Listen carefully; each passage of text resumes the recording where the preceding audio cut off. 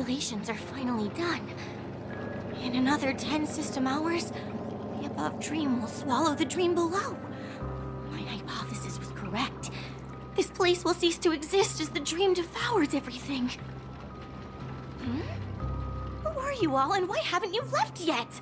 This place is about to disappear.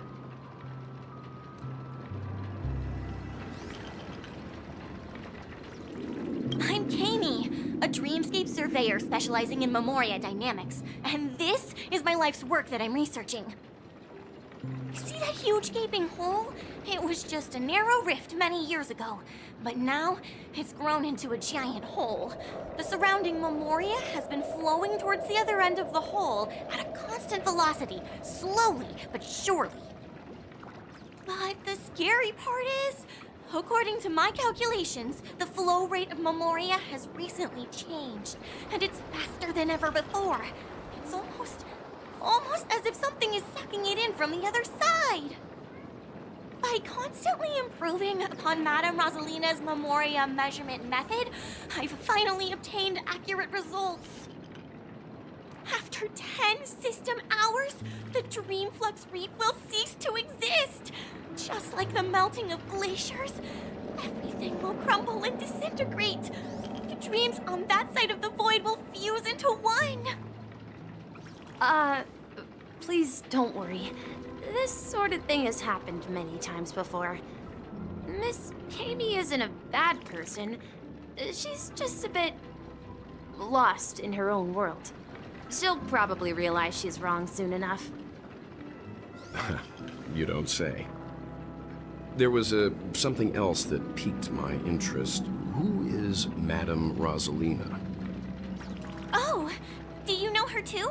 Or are you also a fan of Memoria dynamics? We're very interested in Madame Rosalina's achievements. Could you tell us a little more about them? Why, of course!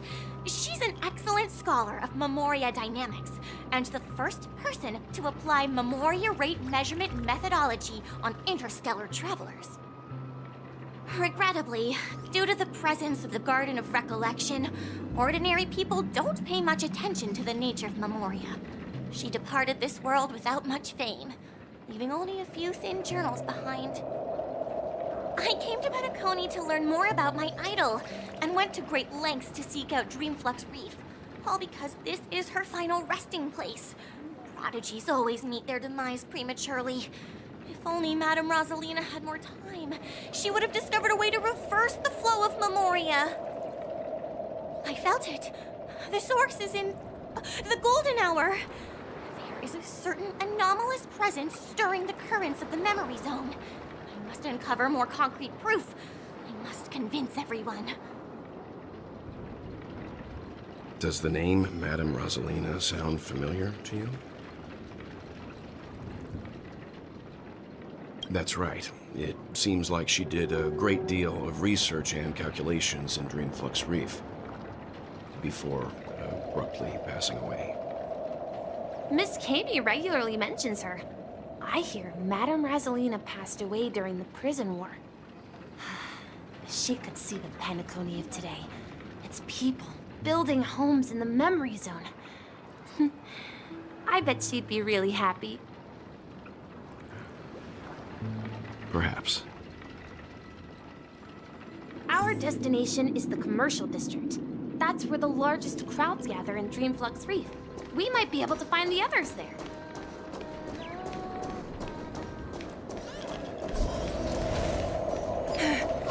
Let me go! Please, come to your senses. I'm begging you.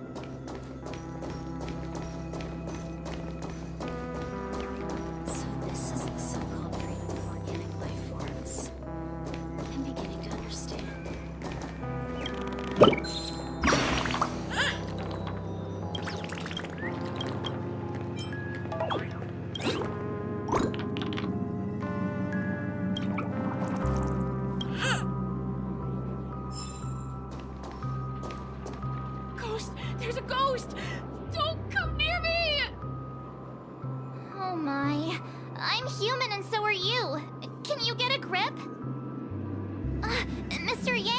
Trailblazer. I've been waiting for you. Quickly, come help. I bumped into a member of the family on the way here. He was so scared, and I just wanted to calm him down. But... Let me go! Let me go! I've only done good in my life. Why can't I rest in peace after death? well, this is how it turned out.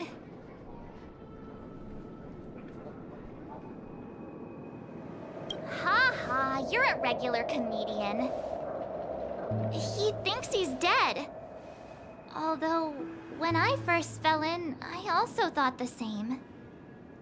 Dear guest, this is not the afterlife. This is Dreamflux Reef. That's right. Did you hear that? Repeat after me. Dreamflux Reef. You're talking to someone invisible. If I'm not dead, what am I? I shouldn't have pushed my luck and tried sleeping in my dream. Curiosity kills the Papashi. Stop asking! You'll alert the monsters. All the dead are right here. All of them. You're not talking about the memory zone meme, are you? Don't say that name! It's all your fault. They're coming!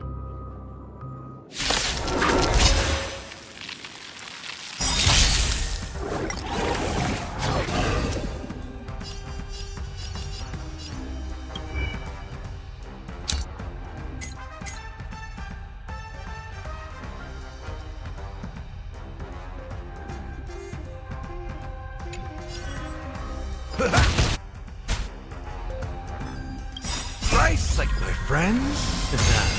Indulge yourselves! Time to twirl! Time to twirl! I'm asking questions. Just Time to twirl! Destined for oblivion. I weep for the departed.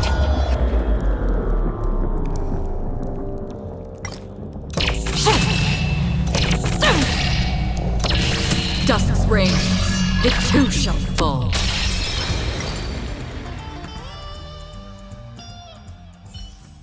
He passed out. His intense negative emotions attracted the nearby memory zone memes. I see. But why aren't the other people around here scared? Unlike in the Sweet Dream, people here don't see memory zone memes as dangerous monsters. And even if they pose a threat, people can easily escape by forcing a wake-up call. But we can't just leave this man here. Can we take him somewhere safe? We can ask Jessie for help. I've gotten to know many locals while waiting for you guys. I remember when this place... Everyone here is living a self-sufficient life. I don't know how to describe it, but this place feels like the real dreamscape.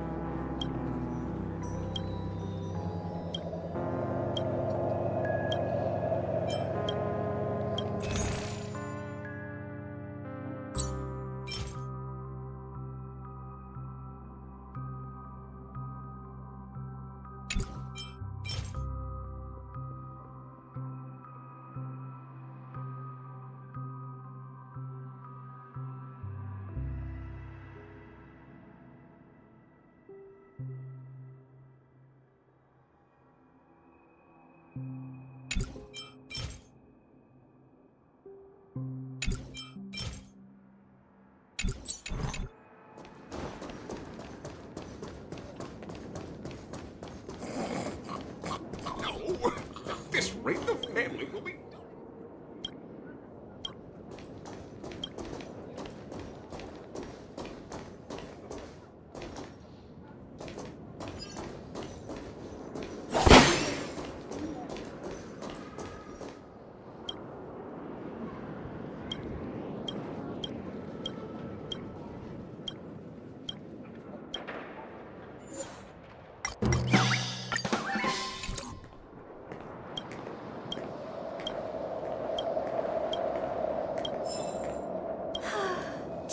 about the songs that make...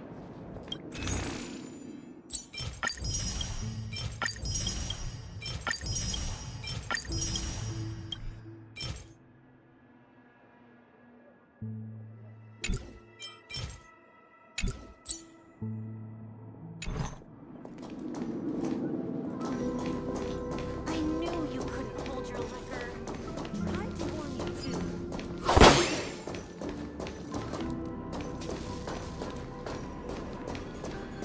Let's see how you handle a stroke of genius like this.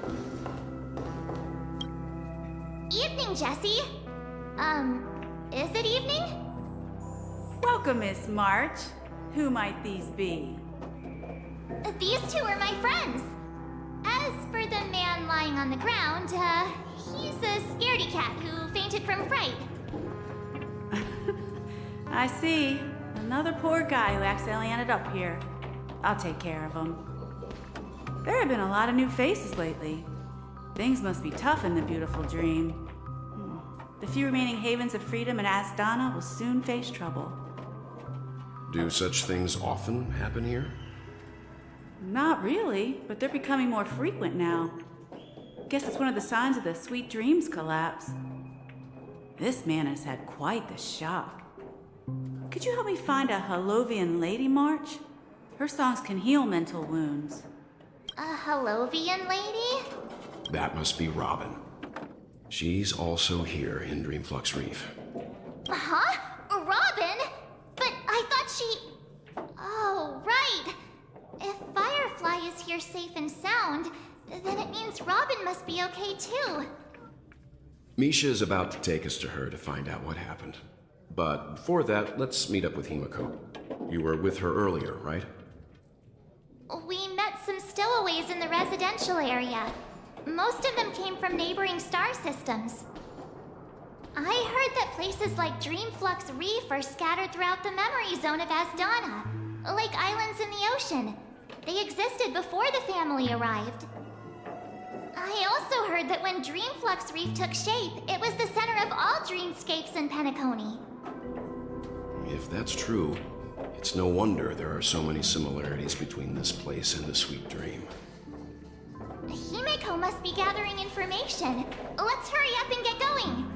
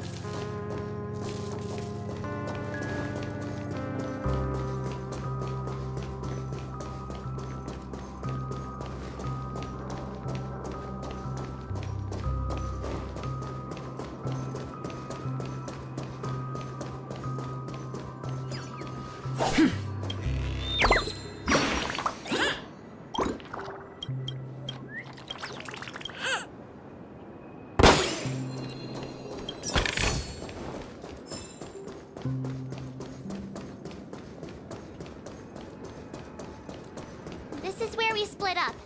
She can't be too far away. So that's how it is. I never imagined we'd gather the remaining details here. To borrow Gallagher's catchphrase, what an unpredictable twist of fate. Himeko, here they are. Ah, perfect timing. Now that everyone's here, I'd like to introduce everyone to Micah, who's partly in charge of the Land of the Exiles. Micah, these are my companions. It's a pleasure to meet the Nameless. You know us? I've been keeping an eye on you since the day you arrived in Penacony. We would have met under more appropriate circumstances if Dreamflux Reef hadn't been isolated from the 12 dreamscapes. Please, allow me to formally introduce myself. I'm Micah, the Gravekeeper of Dreamflux Reef. Gravekeeper? Life in Dreamflux Reef is pretty liberating. Everyone here mostly keeps to themselves, without meddling in others' affairs. My daily task involves cleaning a few tombstones. You're too modest, Micah. When lost dream chasers stumble upon this place, you're the one who takes care of them, guiding them back to the sweet dream, or showing them how to survive the wild dream chaos. So, a guardian of sorts. Were you talking to me, Mr. Yang?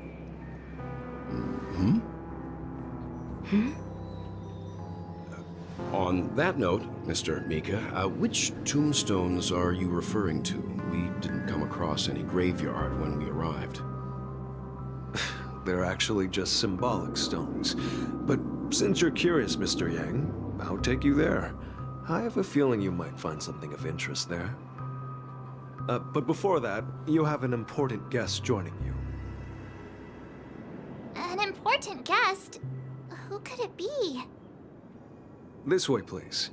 The roads here in Dreamflux Reef are a bit run down, so watch your step.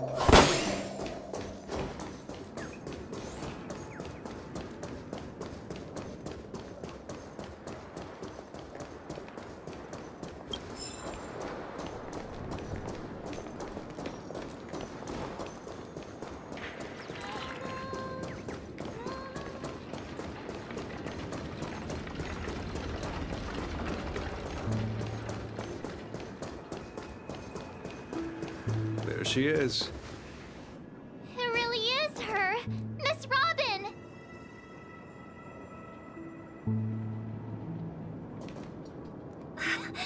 Everyone sang so wonderfully. It's not often that I tried this music style, but I've gained some valuable insights from it. Oh, I can't thank you enough, Robin. Well, these kids have made incredible progress in only a few days. It was nothing, Grace. I merely taught them how to sing. It was you who brought hope into their lives. Life must be quite difficult for them in reality, I imagine. That's right. Whenever it's time to say goodbye to these kids, they're reluctant to leave. But I've explored every corner of Dreamflux Reef, talked to everyone I met, and they all told me the same thing. This shattered dream is not worth clinging to. It seems you truly are a child of the Harmony. Emma and Andy are orphans I took under my wing. Carol there, with her blind eyes, used to work at a nutrition center in the outer ring of Penacony. And as for Gary, he's been living with autism since he was a child. They're not old enough to enter the sweet dream managed by the family. If we compare people to birds, these kids are like fledglings with impaired wings. But in this dream, well, they can fly freely. Even if they stumble along the way, well, they're still relying on their own strength. And me, an old lady with no legs. Well, without this dream, I couldn't even walk toward them. I'm glad that you found a new life here in Penacony. It's just... Don't worry, Robin. Dreams have their significance, but they aren't everything. Both the children and I understand this. No matter how long we fly through this dream, we will one day return to reality. But you know what? Emma and Gary aren't plagued by their insecurities anymore. No, and Carol is learning how to cope with her blindness. And Andy is livelier than ever. Well, even I've become more optimistic. You see, in dreams, we learn how to live. Once we return to reality, we learn how to survive. And should our feathers be damaged, then we share our wings with one another. There's no need to covet an illusory sky in dreams, because we have the right and the ability to fly towards a broader horizon. It's a relief to see you safe and sound, Miss Robin. It's nice to see you all again, Astral Express crew. I heard my disappearance caused quite the commotion out there. I'm really sorry about that. Since you're here, can we assume that you're fully aware of the situation in Penacony? Ever since I returned to Penacony, my voice started to change, until it gradually faded away. At first, I thought it was a temporary ailment, perhaps due to having been away too long. I thought maybe it just takes some time for my body to acclimate to the high concentration of Memoria and Asdana. But now it seems the root of the problem goes way beyond me. There are elements around me that don't align with the harmony. Losing my voice is just one of the signs of the Sweet Dreams collapse. The Sweet Dreams collapse. That memo keeper mentioned the same thing. So it's real. While I was away from Penacony, the boundaries of the 12 dreamscapes kept expanding outward. But whenever I mentioned the anomalies in my dreams, all the family heads refused to talk about it. Only my brother was willing to respond. Later, I discovered the secret letters from the IPC ambassador, which further convinced me that there are hidden secrets beneath the surface of Penacony. So, following the clues in the Oak family's dossiers, I found my way here. The land of the exiles, concealed by the family under the guise of death. A dream within a dream, where Penacony's past is buried. Hearing you speak, it sounds as if your voice has made somewhat of a recovery. I hate to admit it, but the harmony in this place resonates more broadly than within the Sweet Dream.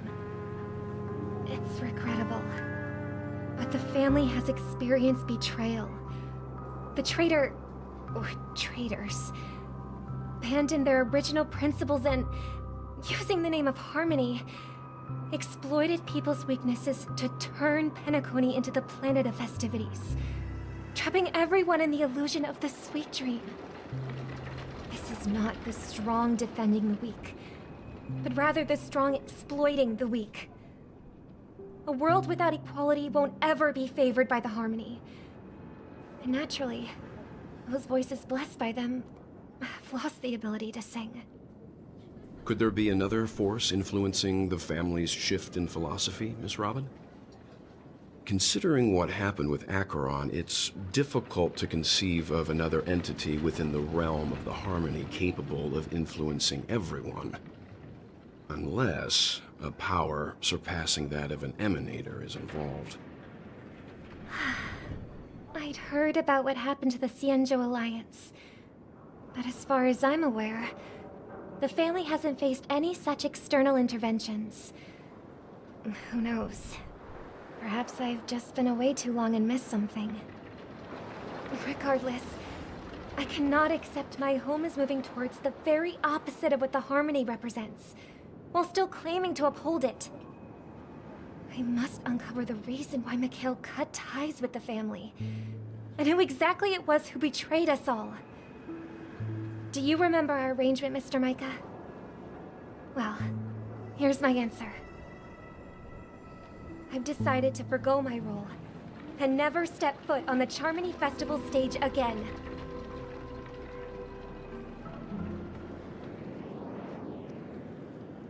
Look here, brother.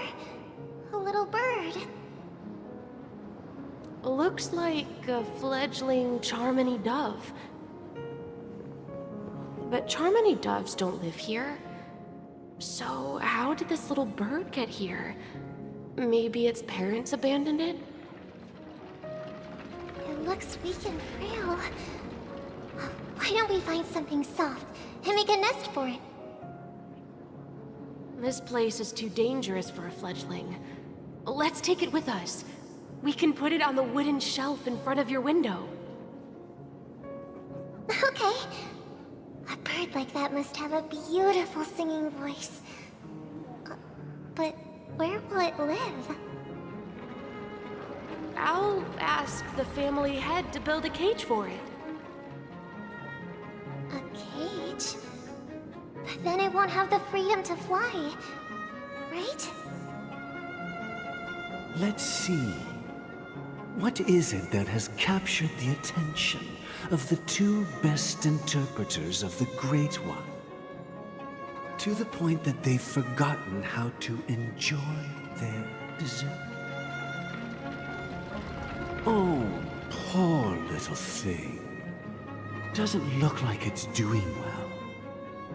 Do you want to rescue it? I do.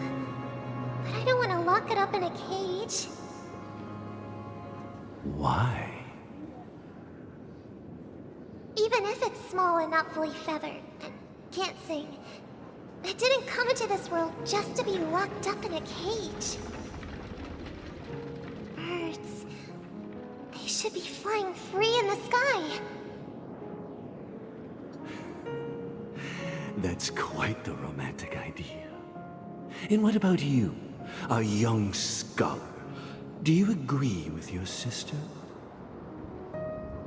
I think she's right. But if we leave it out in the wild, it won't survive for more than a few days at best. Ah, I see. It seems our little scholar is still a bit unsure. Well, let me tell you youngsters a story. As you probably know, Charmony doves can fly through the air. When they fly really high, the friction caused by the flapping of their feathers against the atmosphere creates amazing lights, so that they look like shooting stars. We've seen this spectacle so many times that we think it's just something they can naturally do. But that's not the truth. Their radiant display is the result of countless struggles against nature over generations. Their ancestors were too weak to survive on the ground, so to escape predators, they started seeking new opportunities in the air. After countless attempts by many generations, one of them finally figured out how to fly. It soared into the sky and never looked back at the ground again. So, you mean birds aren't born to fly, but they find a way to do it through their determination, right? Well, that's an idealistic way of putting it. So, what are your thoughts, Sunday? I think people believe birds are meant to fly because they've never seen those birds crashing to their death. That's an interesting perspective. So, have you decided what to do with the bird now? For now, I'll keep it in a cage until it can take care of itself because I want it to live, no matter what. Well said, kids. It seems each of you has found your own answer. Your insights are truly remarkable. And I hope they come true in their own way. We will take good care of it. Won't we, brother? Yeah, but Mr. Gopherwood, there's one thing I don't quite understand. And what might that be, my son? What if this little Charmony dove never learns to fly in the end? I mean, if there are fledglings in this world that can never fly throughout their lives, should we let them go back to the sky, only to see them crash to the ground and die? Talking in your sleep, Birdie? Time to wake up.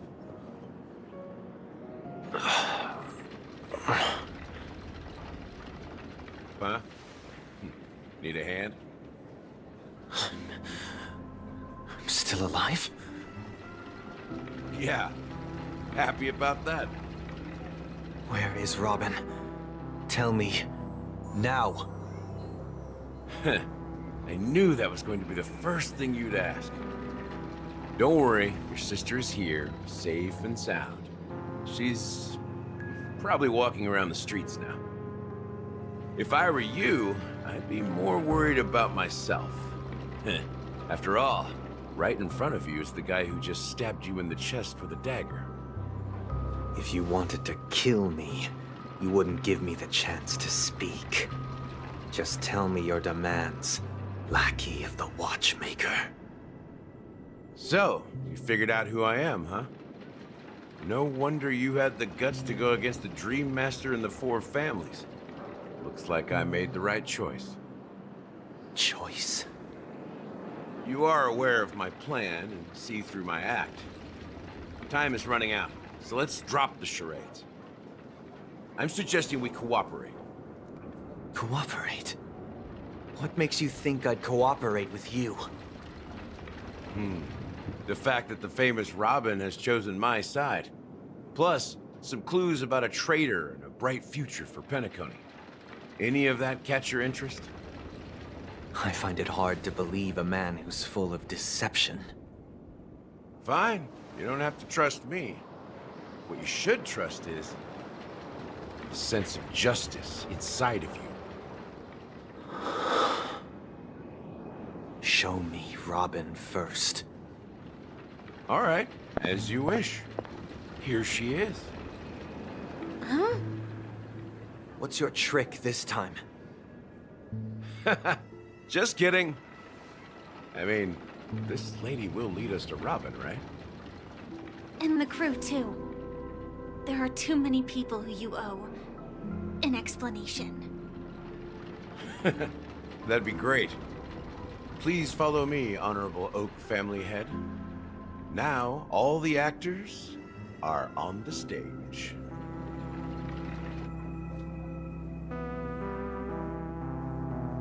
This is the monument I mentioned earlier. The names inscribed on it should be familiar to all of you. Rosalina and Tiernan. When Penacony was known as a frontier prison, it was the Trailblazers who connected it with the stars. They were the heroes who saved Asdana, and their names deserve to be immortalized. Not just on this small stone tablet, but in the annals of history for all of time. However, today, the planet of festivities is nothing but sweet dreams. That heavy piece of history is all a distant memory. Just like that prison. If their names are inscribed here, then that means... According to Micah, they died long ago. Rosalina was killed during the War of Independence. She ventured alone into the heart of the star system to investigate the flow of Memoria, but she never returned. Tiernan was a skilled gunslinger, strong and reliable. He led the people through countless battles, but he didn't live long enough to witness the arrival of true peace. In the decade following the war, Penacony faced challenges internal and external. To protect Asdana, Tiernan took up the way of the Trailblaze and led the Lampmoth family to explore beyond the system, only to be surrounded and wiped out by the Swarm. Though I had expected as much, the tales of these heroes truly are sorrowful. True to the title of Trailblazer, they spent their lives venturing into the unknown. But what about this tablet? There are no names carved on it. When Dreamflux Reef was created, its owner was still alive. However, he insisted on erecting a monument for himself, saying that it will happen someday. Here we meet again. Everyone from the Astral Express. Robin.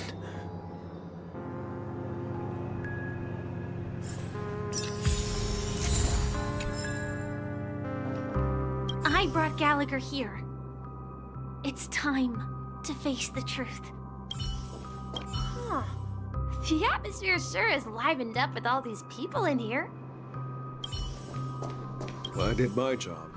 I gathered everyone here. Gallagher will explain the rest to you. Take Father. There's no need for words. You're safe, and that's all that matters.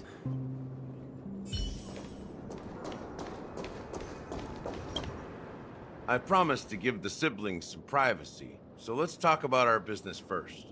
What do you say? That sounds sensible enough.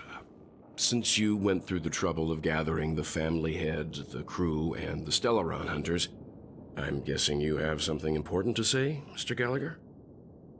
Oh? Is it that obvious? The look on your face is practically screaming, I'm the one behind all this. You're right, Mr. Yang. It is indeed time to come clean on everything. The siblings already know what they need to, and they've made their choice. But you, Nameless, arrived a bit late. So it's only fair that I answer your questions. Before we begin, let me reintroduce myself.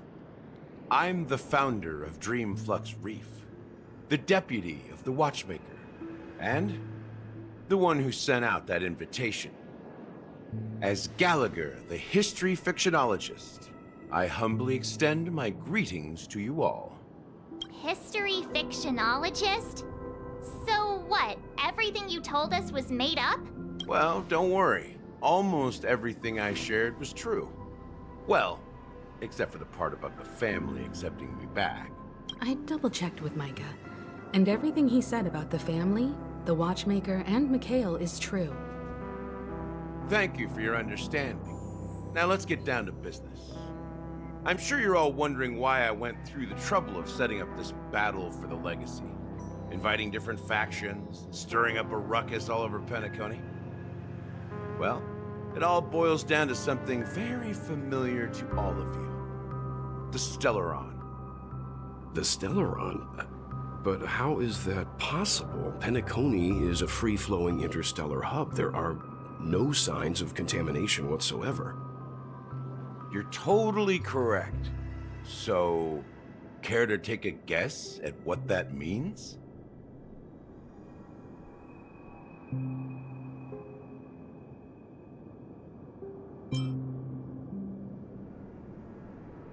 How keen. Well, what should I say? I expected nothing less from the person here who is the most familiar with Stellarons. The sweet dream doesn't come out of thin air. If you think of the memory zone as the sea, creating the land of the dreams is like filling that wild ocean with earth to make an island. To achieve this feat, without the help of an emanator of remembrance or enigmata, the only way is to use a Stellaron. And that's not something you can achieve with a simple wish. It requires vast quantities of knowledge, time, and manpower. I'm sure you get what I'm hinting at. In Azdana, the planet of festivities itself is a Stellaron disaster. The planet of festivities itself is a Stellaron disaster? It all started a long time ago, back when the Watchmaker and his crew liberated the frontier prison. They faced countless challenges as they began building Penacony from the ground up. That's when the idea of using the Stellaron came into play. The Stellaron first entered the Azdana system during the war. The Nameless warned everyone against the folly of attempting to tamper with such a power, and most heeded their words. But there are always people in the shadows with ulterior motives. The turning point came after Tiernan's death. With two of the Nameless gone, the Watchmaker had to go to the front lines. It was at that moment his rivals saw an opportunity. By the time a representative from the Montour Systems family arrived at the Watchmaker's call, the Stellaron had already been activated and was seeping into the primordial synesthesia dreamscape. And I suppose the family happened to possess the knowledge to seal the Stellaron? Not just that. They knew far more about the Stellaron than the average person. They helped Mikhail swiftly quell the civil unrest and played a part in building Penacony under the disguise of the Harmony. Those three eras were known as the Age of Dreaming. the watchmaker, who had been left in the dark, sent out invitations across the universe, spreading the hype around the land of the dreams. Then, how did they turn against each other? Remember the island in the ocean metaphor? The truth is, the Stellaron was never truly sealed. It existed in a different form within the dreamscape. Think about this. What would it cost to create and maintain such a lavish dreamland? It's people's lives. The opulent dream is built upon the decay of spirits, with a toxic elixir called pleasure flowing through the dreamscape. It tempts people to indulge in the dreamscape, and gradually their minds succumb, becoming nourishment for the sweet dream. Confusion, laziness, and cowardice, weaknesses that plague humanity, were magnified and nourished by the family. Penacony became a new kind of prison, even more impenetrable than the previous one. Sadly, we realized this far too late. By then, the family had a firm grip on Penacony, swiftly quelling any opposition that arose. At my wit's end, I had to use the power of the Enigmata, and sought refuge in this chaotic realm. Over the years, I created a meme within this dream for our use. Dormancy. That's its real name. We exploited a loophole. You see, regular people can't fall asleep again while they are inside the dreamscape. So this is the true meaning of the impossible. You sent out invitations in the Watchmaker's name to find forces capable of resolving the Stellaron disaster and draw them into Penacony to uncover the truth. It's not just that. Above all, I wanted to see what happens when the major factions engage in a struggle for the legacy. Since this is the Watchmaker's first announcement in decades, the traitor within the family is bound to reveal themselves. So, the legacy is just a facade. If you want to consider the Stellaron as the legacy, I'm totally fine with that. If that's the case, where is the Stellaron now? That's a question for Mr. Wings. The Stellaron is still under the family's control, and as the head of the Oak family, I'm sure he holds all the answers.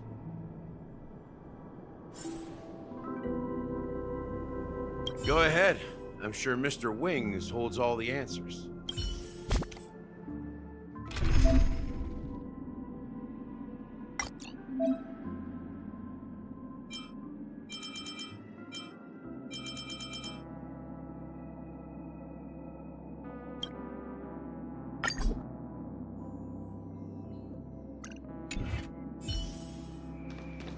As I suspected, the core of this issue lies within the Stellaron.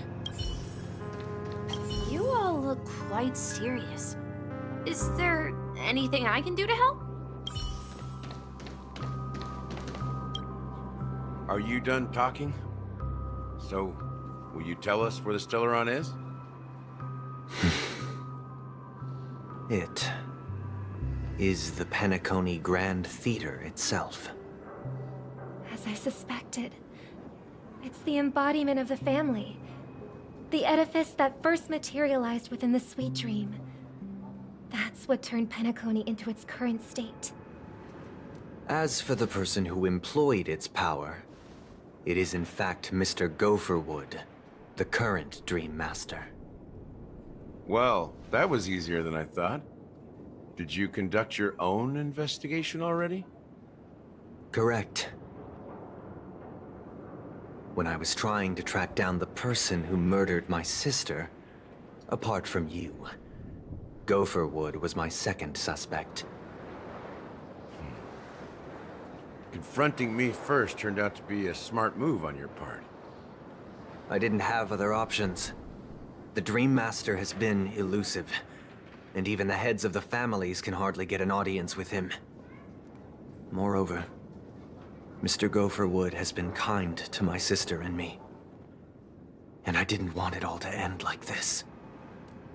What do you mean by that? To be honest, my brother and I are also victims of the cancer of all worlds. We grew up as orphans, and were adopted by the family when they came to help. Mr. Gopherwood recognized our potential and brought us to Penacony.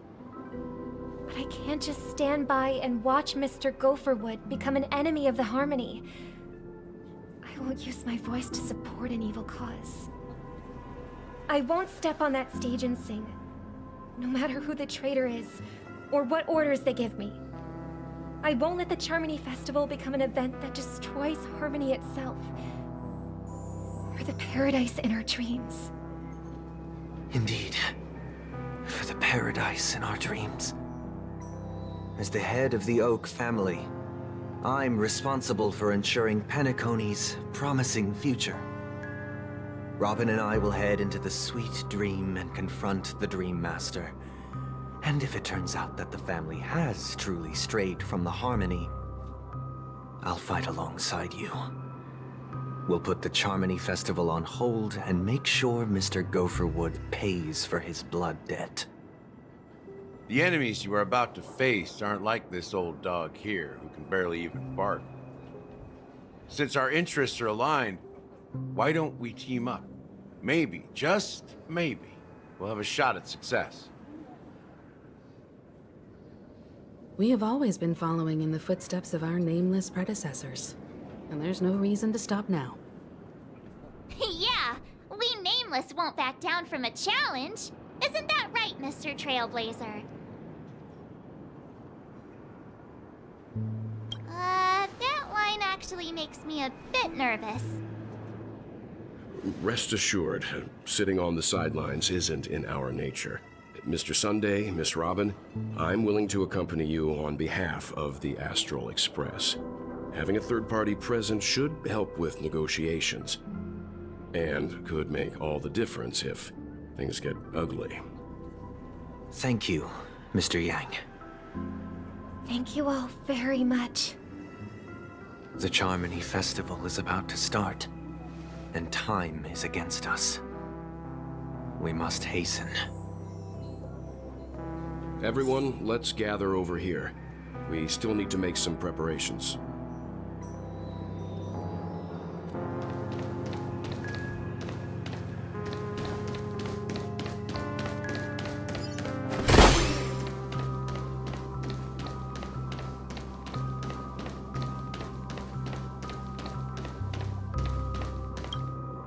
I may have been quick to step up to the plate, but confronting the Dream Master could be a very dangerous affair.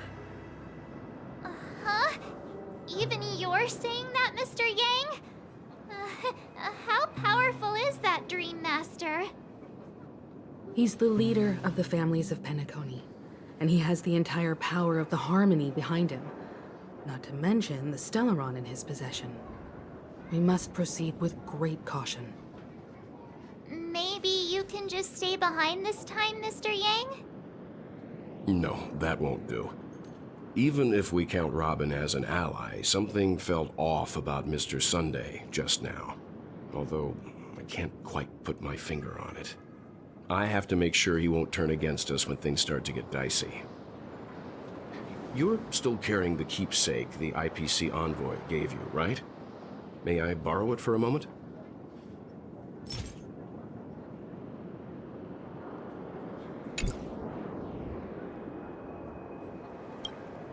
I may have been quick to step up to the plate, but confronting the Dream Master...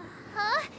Even... He's the leader of the families of Penacony. Maybe you can just... No, that won't do. You're still carrying the keepsake the I knew it. As I suspected, this chip Aventurine gave to you is actually a miniature transmitter. If I'm right, he intends to use it to track your location or contact you when needed. As it so happens, this may actually be of some use in the current situation. Aventurine? Is he still alive? And what does he have to do with our mission to confront the Dream Master? Remember what I said earlier? Working with the IPC is a way to keep the family in check. If negotiations go south and the family show their true colors by going after the Stellaron, I'll use this transmitter to send a message to the IPC. It'll be just the opportunity the IPC ambassador was hoping for. The only question mark in all of this is Aventurine's current status. But the IPC is always listening, especially senior strategic investment department heads like him. Getting the message across shouldn't be a problem. Good luck to you, Welt. Well, you take care too. If anything goes wrong, don't worry about me. Just make sure to seal the Stellaron. Spoken like a true hero. Even if the Dream Master is innocent, the family's corruption runs deep. I won't make the same mistake Mikhail did. Let's wish him the best of luck. Don't you have something else to tell us, Gallagher? Why would you say so? Before we departed, the conductor asked us to inquire about the 3 nameless in Penacony. We've already collected intel about Razelina and Tiernan, so the only one left is legwork. If I'm not mistaken, we've already met him somewhere, haven't we? It's not enough to say meet, but the answer is pretty obvious. After all, I've hinted at it in quite an evident way. I've been watching over you ever since I received the reply from the Astral Express, and I've seen the great effort you all put into linking different realms together across the cosmos. And now, after getting this far all in one piece, you have truly proven yourselves. Miss Himiko, were you the one who repaired the Express and got it sailing through the cosmos again? Yes. And you two, young Nameless, you have very interesting life stories and extraordinary skills.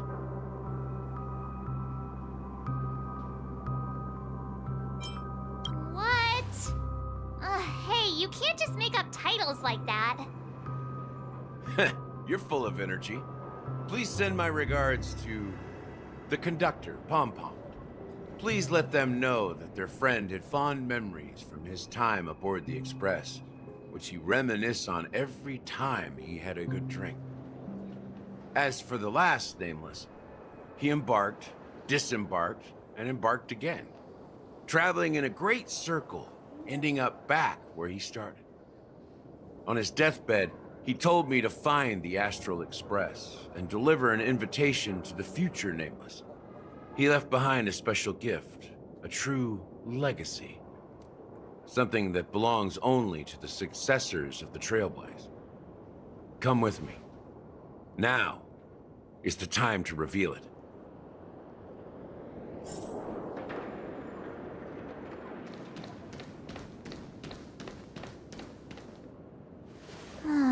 Back here again. Sometimes I feel like you're still alive, old friend. Like you've still got so much to say and do. I've kept my promise, brought the future Trailblazers you've waited so long for. I don't know why you were so obsessed with that train, but I remember your last words. Don't let us down, old man.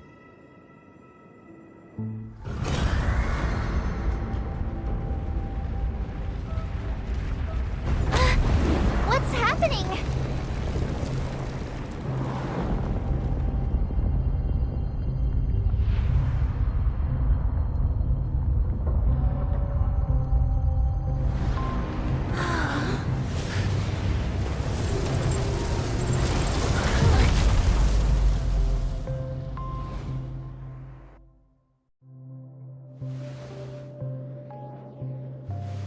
Go ahead. His resting place lies in the garden up ahead. The first and last Nameless of Penacony. Mikhail Char Legward, the Watchmaker.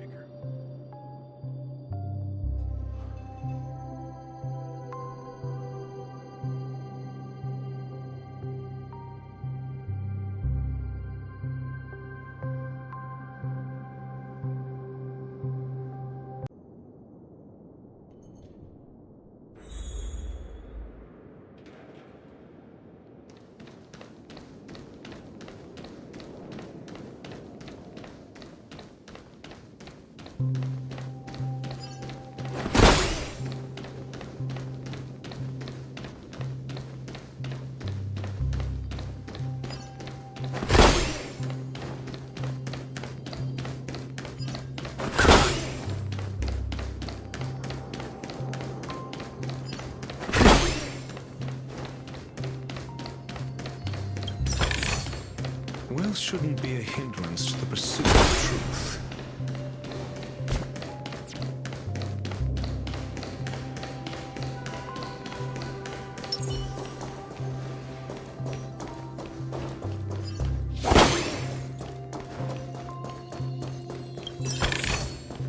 Don't forget to let your friends in on the action.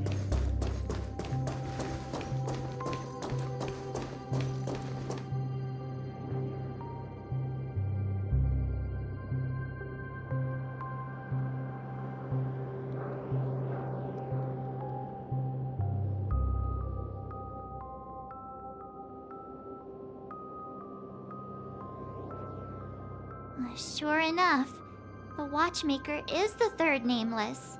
Even I could guess that one. The legacy he left behind was a dream bubble. I believe inside that bubble, there's something that holds meaning only for the nameless. After all, when I checked its contents, I found nothing inside. Maybe some Trailblaze runes? Even more mysterious than me. Well, let's have a look.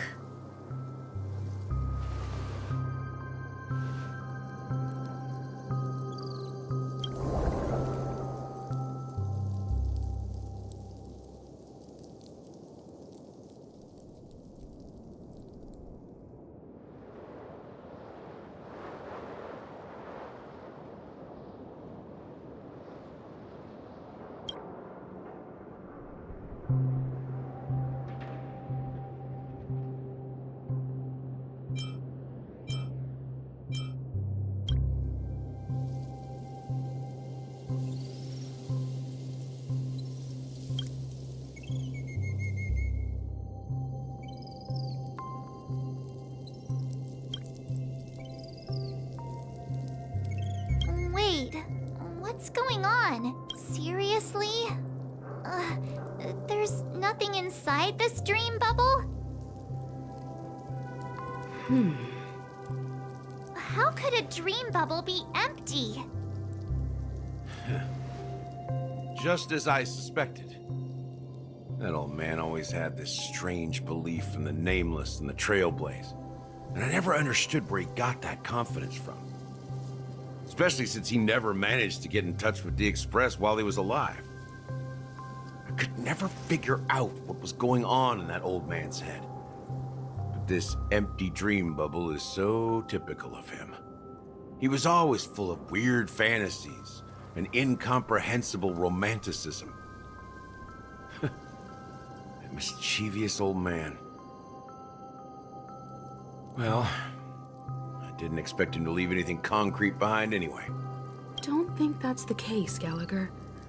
I'm sure Mikhail has left us the most precious thing of all. Don't start getting all philosophical on me, all right?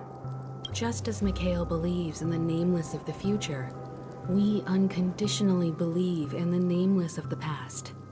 How could they leave with regrets for the future when they were ready to dedicate their lives to the land they loved?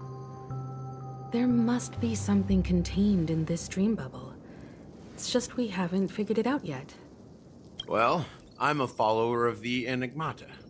My philosophy forbids me to have faith in anything.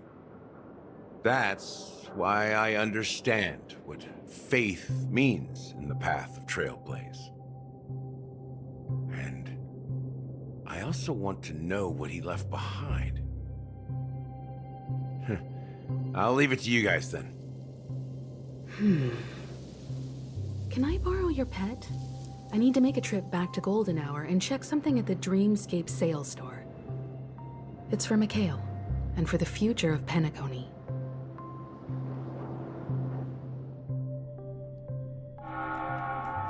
Welcome to the Reverie Hotel. How may I help you? Greetings. We're the Nameless from the Astral Express, and we'd like to check in. The Astral Express? But I thought... Yes, my companion's already checked in. My name is Dan Hao, and I believe my personal information is recorded in your system.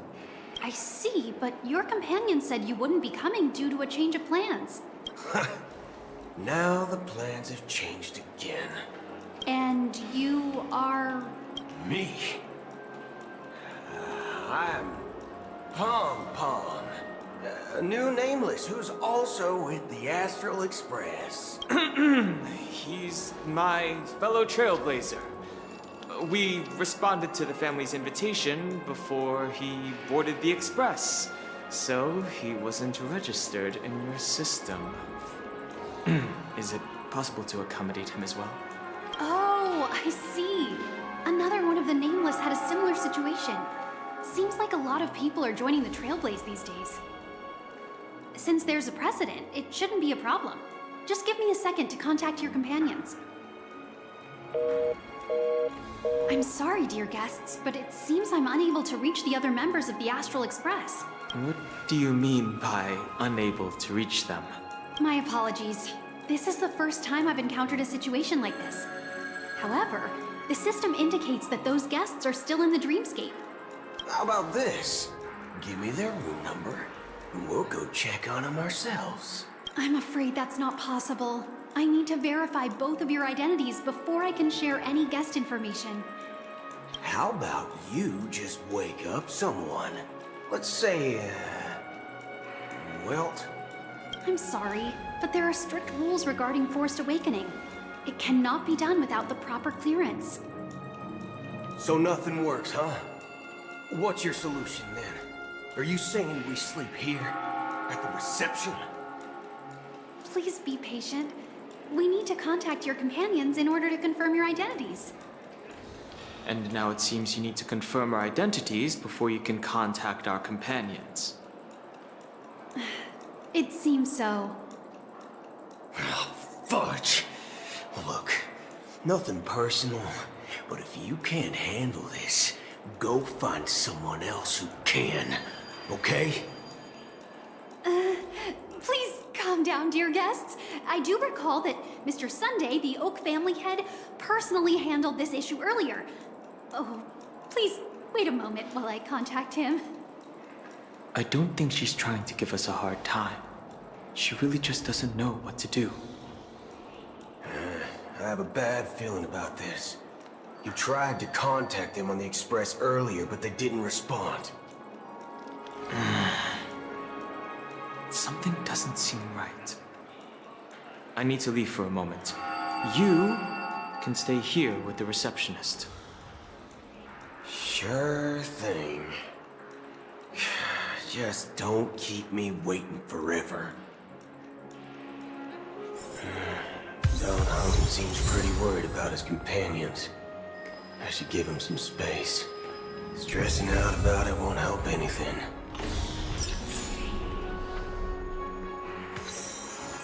Locked and loaded. Locked and loaded.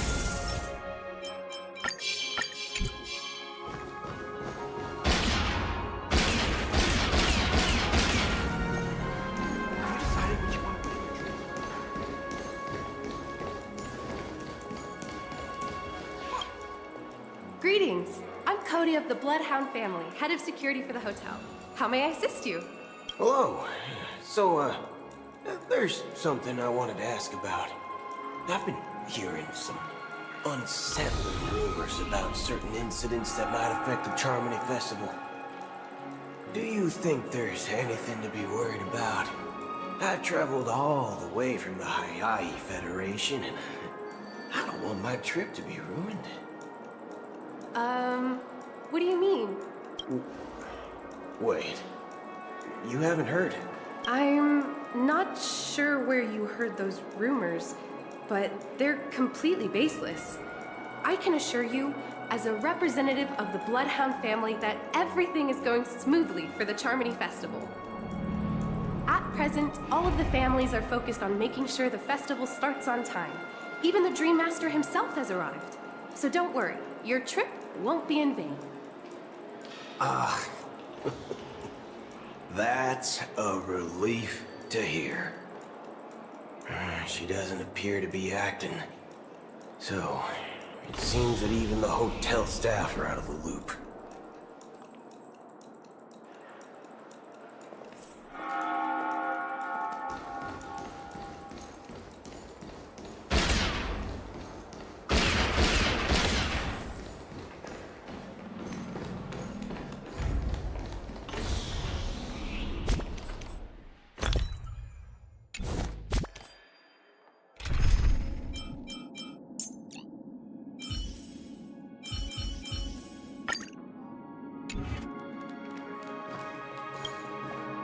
Charmony Festival is about to start! I'm so excited!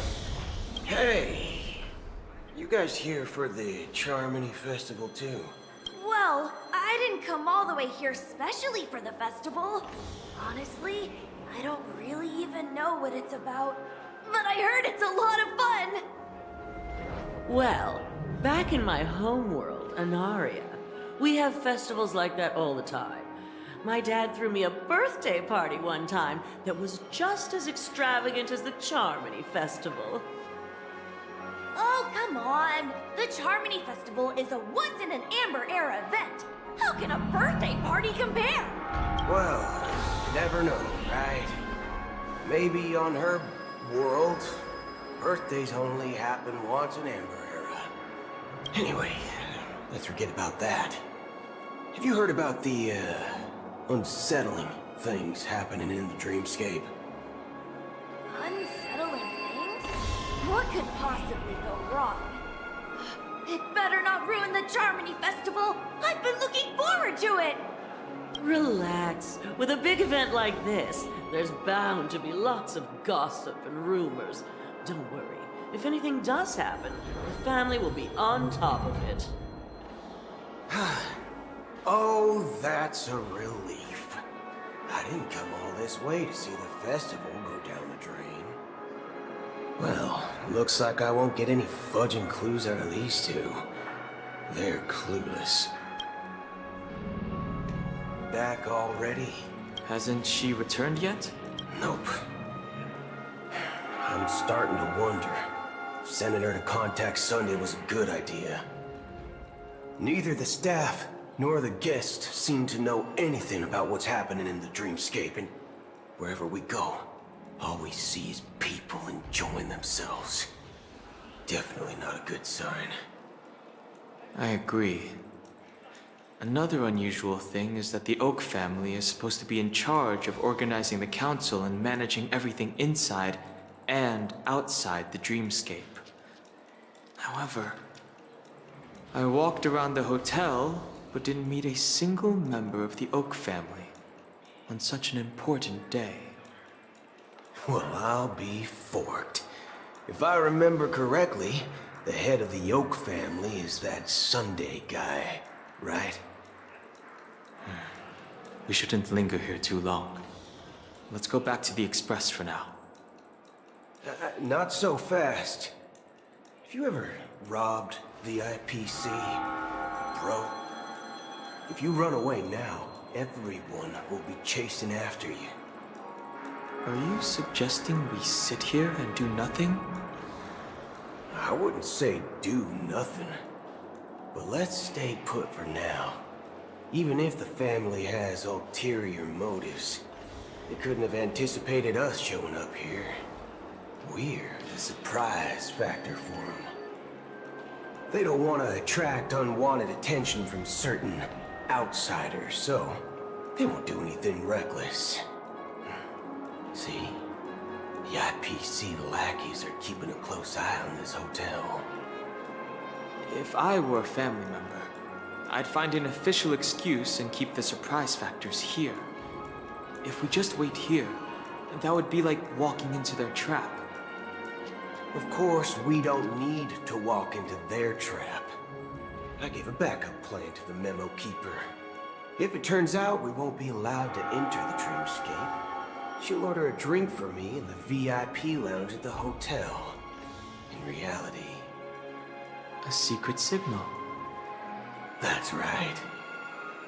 Oh, a concrete object can indeed help the memo keeper establish a connection with you. But Boot Hill, if you have more backup plans in the future, I hope you'll let me know in advance. I'm sorry, but it's one of my quirks. I have too many unreliable friends.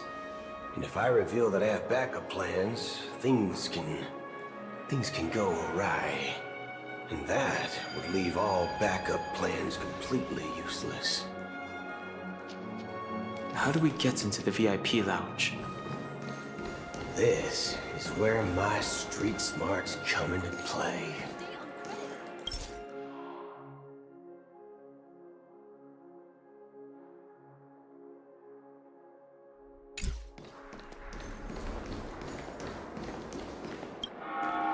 you're the lobby manager, right? Yes, I am. How may I assist you? We're the Nameless from the Astral Express. We wanted to check in, but there's something wrong with your system. The lady at the front desk said she would contact the manager, but now she's nowhere to be found. Now, we've been waiting here forever, without any food or water. What the fork, man? Is this how the family treats its guests? Is this your idea of street smarts? It's called standing up for your rights. I apologize for the inconvenience. Please wait while we try to contact Mr. Sunday. I'll arrange 2 premium seats in the VIP lounge so you can rest there while you wait. See? Just like that. Just don't call yourself Nameless next time. Wow, this bar's something else. Certainly worthy of the planet of festivities.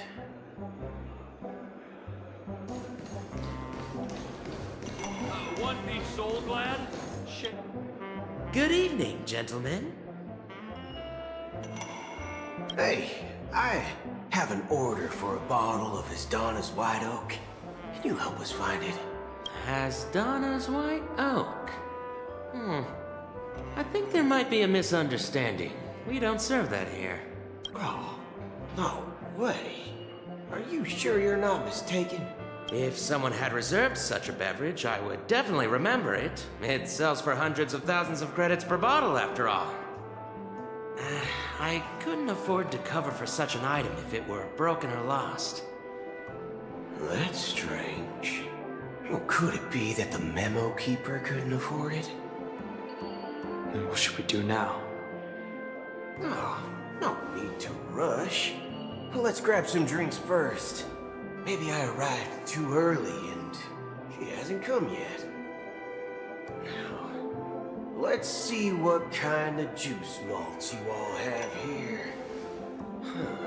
Well, give me a glass of Hinum Valley, 40 years.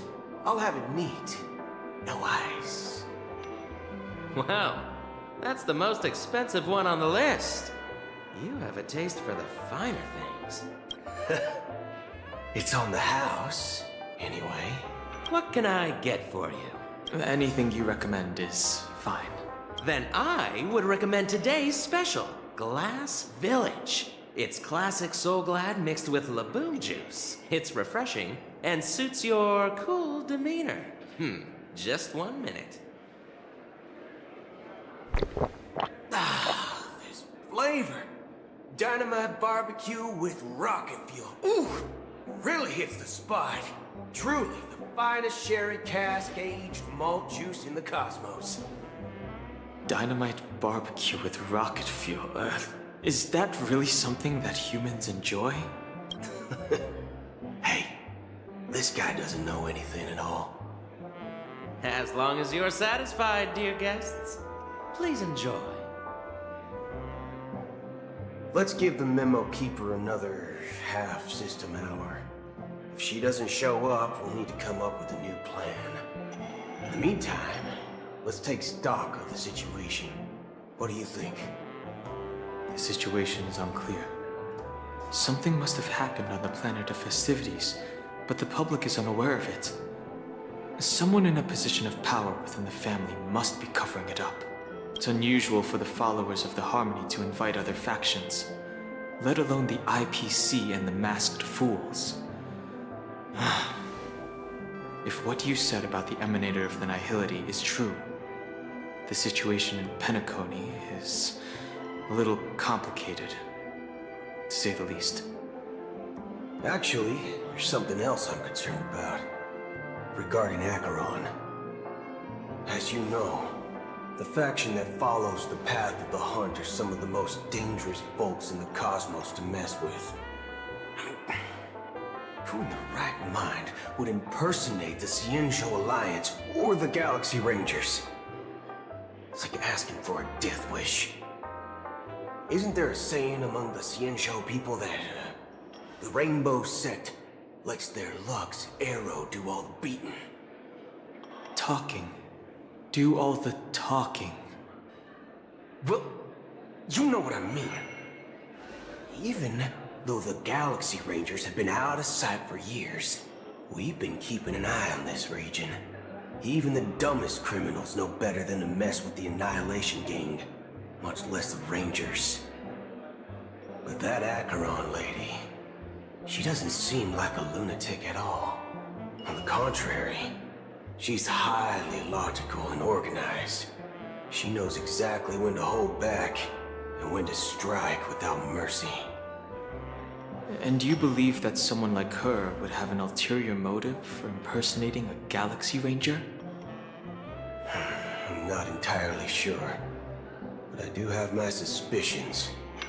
Maybe she knows a Galaxy Ranger, or perhaps she's trying to lure us out for some reason, which I can't figure out. Anyway, what worries me more are the anomalies within the family. They've summoned followers from various paths for the festival. No matter how generous such a gesture is, this move seems highly unusual. Unless the invitations weren't sent by them. If that's the case, it's even more intriguing that the family insists on organizing the Charmony Festival, despite the chaos. Maybe it's Shipei the Harmony pulling the strings.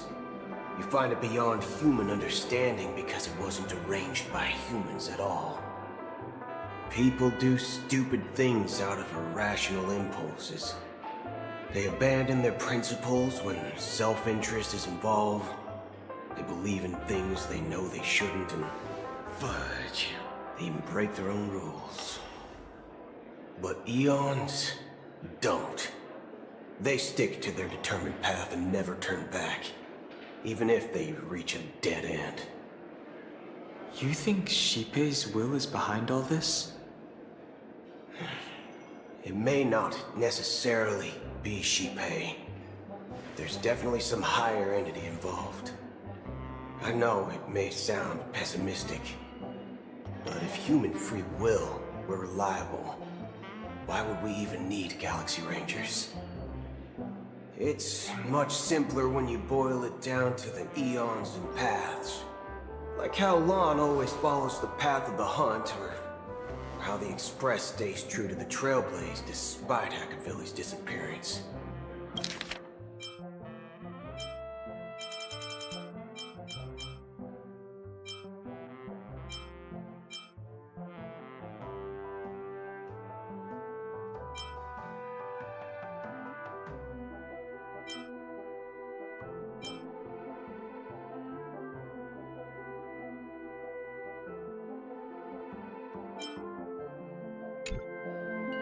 But in my opinion, Hackavilly's fall holds significance for the Nameless. Oh, so you're saying the Nameless now have to take responsibility for their own choices because their absolutely right leader is gone? Exactly. I believe the purpose of the journey isn't just about following a path that's always considered absolutely right. It's more about doing your best to choose the right path for yourself among countless possibilities, even with limited insight and judgment. I don't know what you've been through, but I agree that people must take responsibility for their choices, because no one else can do it for them. That's why the Galaxy Rangers need to uncover the imposter and figure out her true intentions. Just in case. I have a backup plan if the Memo Keeper doesn't show up. This is my final backup plan. I promise. You sure have a lot of cards up your sleeve. Well, going back to my old career would make things a lot easier. By the way, when you were walking around the hotel, did you happen to see any important-looking guests? What's your plan? It's simple. We just grab some hostages and use them as bargaining chips with the family. Or maybe we can even take their identities. No need for that. We'll return to the Express now. Wait, are you getting scared? Draw your weapon. Let's make a big scene. Are you leaving, esteemed guests? Would you like to cancel that Asdana's White Oak you just ordered? Huh? Asdana's White Oak? But didn't you just say... Ha ha. Looks like you are a bit intoxicated, esteemed guests. You ordered a bottle of Asdana's White Oak just a moment ago. Looks like your Memo Keeper friend has finally arrived. Oh, right. Sorry, my memory's not the best. You know, too many modifications and all. Anyway, let me check. Well, fork me. It says Donna's White Oak, all right. And there's a note. I'll be waiting for you on the Astral Express. No mistake. That's her message to you. She knew the hotel wasn't safe, so she suggested we find another place. Well, looks like we took a detour, but now it's back to the Astral Express. So, what are we waiting for? Let's go.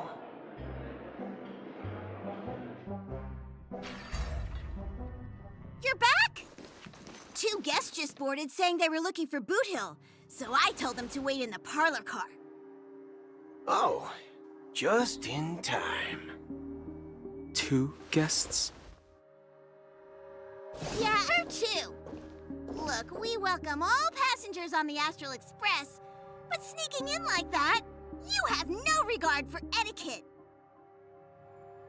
My apologies, conductor. It was an oversight on my part. I assumed you were already acquainted with the garden. Given the chaotic situation in Penacony, the Nameless are the only ones we can truly trust right now. You are the Memo Keeper. Pleased to meet you, Dan Hung. I've seen you in others' memories. And as for Boot Hill, this is our first face-to-face meeting. I hope you enjoyed that bottle of Astana's White Oak.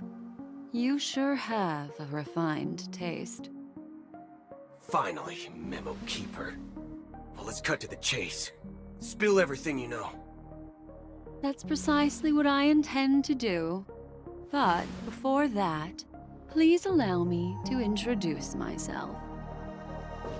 My name is Black Swan, and I serve the Garden of Recollection as a Memo Keeper. As for Acheron's story, I'm sure she knows it better than I do. Greetings. I'm Acheron. What? You Garden of Recollection shirtbag! You betrayed me! I apologize, but she did that at my request. Due to certain reasons, I have been exiled by the family.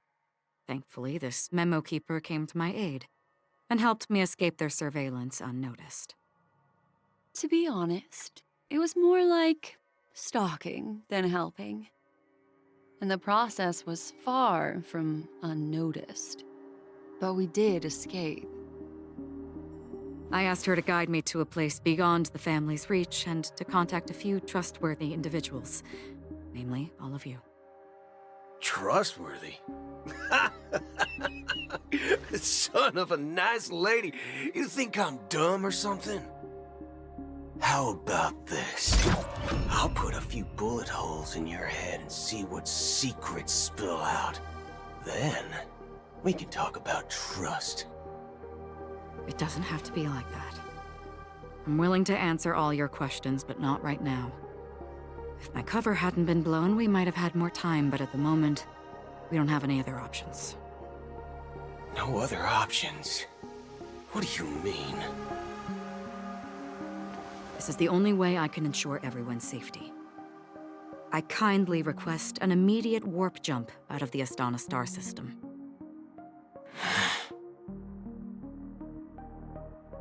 This passenger is requesting...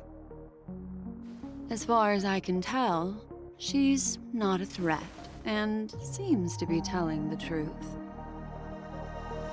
I've briefly traveled with your companions and know their whereabouts, Dan Heng. Please rest assured, your nameless companions are safe, but they need our help. As for Boot Hill, you may have guessed. I've been waiting for you. Galaxy Rangers are known for their elusive nature and limited contact with each other, so this was the only way I could reach out to you. Only by doing this can I find a true Galaxy Ranger and fulfill a long-standing promise. To return his relics to their rightful owner. Someone once told me that every rainfall is like a gift from the heavens, a sign of their mercy upon the world. Raindrops are said to be the tears of the gods, shed in response to the sorrows of the world. Their constant pouring is a reminder that the gods haven't abandoned us yet. So, how long has this rain been going on for? I used to believe, just like you, that it would eventually stop.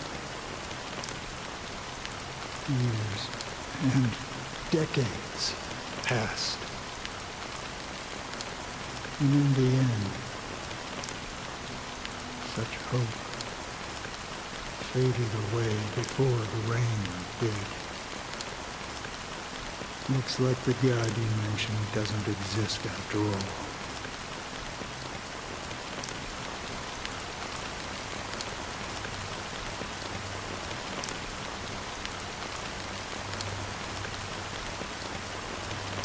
Well, let me share a story.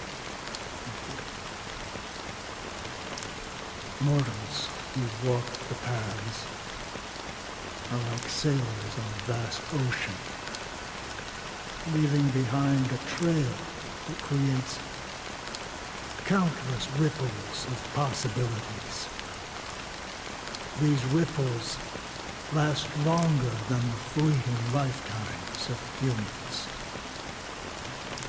And for some, their presence leaves such a strong mark that it's reflected in the waves. Like those shadows on the ocean. Sinthirsters, the obsessions of the Pathstriders. They emerge from the depths of IX, seeing themselves as masters of their own destiny, unknowingly repeating the actions of their past lives.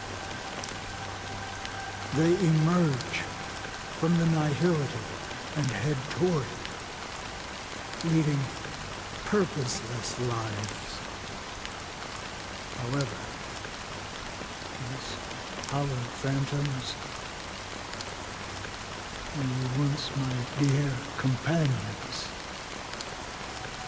A group of Galaxy Rangers.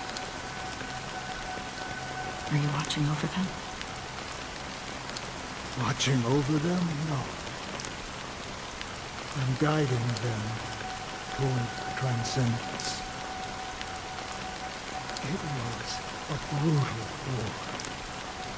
A crusade that shook the universe. The universe witnessed the fall of Zuro, the Lord Ravager, but it came at a price. A price so hefty that only those who were there still remember. The unwavering determination of the Hunt followers persists even in death. So someone must guide these lost souls to their life beyond. They were heroes in their time. And they shouldn't be reduced to mere puppets of nihility. As for me, suffered too many losses on that battlefield to advance any further. And that makes me the most fitting person to carry out this task. But you know, these sin thirsters, they're not who they used to be. Does this seem pointless to you? Well, some tasks have to be done, even if they are pointless.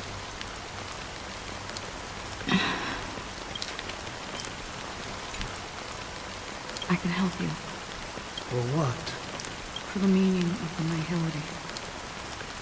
That's what I've been seeking. I see. After all, this realm is off limits to ordinary souls, right? Thank you, stranger. I wish that you find what you seek. Before we part ways, I have one more question. It is true that their actions and even their entire lives may seem pointless from our perspective. But if, and it's just an if this is what the departed ones expected, should we try to change it? A good question. And a profound one. I don't know the answer. What I do know is that one day I too will pass away. And when I bid farewell to this world, someone will stand at my grave and place a bouquet of flowers on it.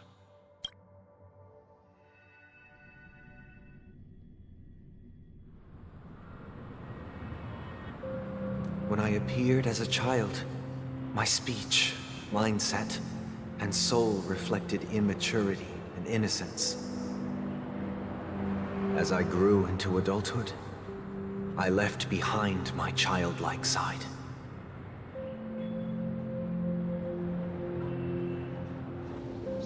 I humbly request your blessings, esteemed advocate of Shipe. Come to me, my kinship. I have sought their presence with us. As you wish. I have faithfully served the Alfalfa family for nearly a decade, promoting the path of the Harmony to the best of my ability. However, I made a mistake yesterday. While I was preparing dinner for the family head, I accidentally dropped a prepared dish on the floor. Out of laziness, I lied and claimed that everything was ready. Although the head has dismissed me as punishment, it has been tough to sleep with the guilt still gnawing at me, as I worried that the seeds of evilness may have taken root in my soul. So, I confess to you now, to seek atonement for my sins. Do you sincerely repent and vow to change your ways? Yes. Have you examined your soul and confessed all your sins? Yes. Are you willing to accept the process of atonement? Yes. Very well. Show your dedication and goodwill to the family, and you shall be reinstated among them. Now, please, leave in peace. Oh, praise Shipe. And thank you, esteemed advocate. Next. Please. I wholeheartedly confess to you. Please, pardon my sins. Rest assured, I have implored their presence to be with us. As long as you are sincere, absolution will be granted. Oh, great. You know, I arrived in Penacony as a stowaway. I sold everything to get a ticket. My house, my land, and my 2 children. I see.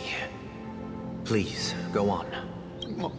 My children were starving, and I hoped they'd have a chance at survival if they became slaves here. If I can strike it rich here, I'll lift them out of that situation and give them the life they deserve. But the Bloodhound family got wind of it. They're on my tail, hunting me down. I thought I could bring my kids here. It was all my fault. All my fault. The family is ready to forgive all sinners. I'll ask the Bloodhound family to cease their pursuit. You don't need to live in fear anymore. Oh, thank you. Thank you. I'll work my hardest to redeem my children and make them part of the family. Praise the Harmony! Next, please step forward. Hey! Long time no see, Mr. Sunday. The most esteemed individual in Penacony, and the next leader of the Oak family, right? I have sought their presence with us. Let us proceed. Sure. Let's just get this over with. I have sinned. Please forgive me. I wasted half a pizza at breakfast, and a bottle of Soul Glad. That's it. Nothing more. When we wrap this up, I've got a robo-ball game to catch, you know? Do you seek to atone for your sins through good deeds? My sins? I'm starting to sound like a saint, huh? Well, let me tell you something. Neither the family nor you have the right to judge me. You think nobody knows what your precious family has done? About the watchmaker? Huh? Don't kid yourself, Featherbrain. Those dream chasers might be fooled by your act, but don't fool yourself. Before you start spouting off your holy verses, answer me this. Where does the power of the Oak family come from? And your power? What makes you think you can sit there, all high and mighty, looking down on everyone else?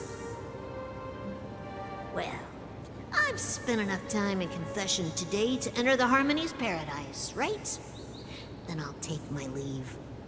Good luck with your election, and, don't make me regret my investments in you. Oh, revered triple-faced soul, hear my doubts. Who can judge the strong when their power hides their crimes? Who can vouch for the weak when they will pay any price to survive? Who can comfort the purest souls when even they get led astray? If the strong defending the weak is truly the foundation of paradise, then who is responsible for the suffering and anguish in this wretched world?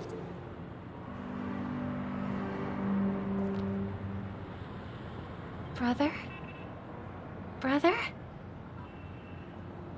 Brother, are you all right? I'm fine. I've been working long hours, and I just made a trip to Dreamflux Reef and back. So, I'm a bit out of sorts. But it'll all be over before we know it. You've been working non-stop on the Charmony Festival, Mr. Sunday, and no one could have predicted this incident. Even if the Stellaron does pose a grave threat, I still feel sorry for all the trouble we've caused you. No need to worry about troubling anyone. The Charmony Festival was meant to spread joy and harmony across the cosmos. But now that we know the truth, I'm afraid we'll have to cancel it.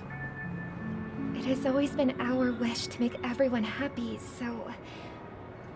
we'll do our best to explain everything to the Dream Master.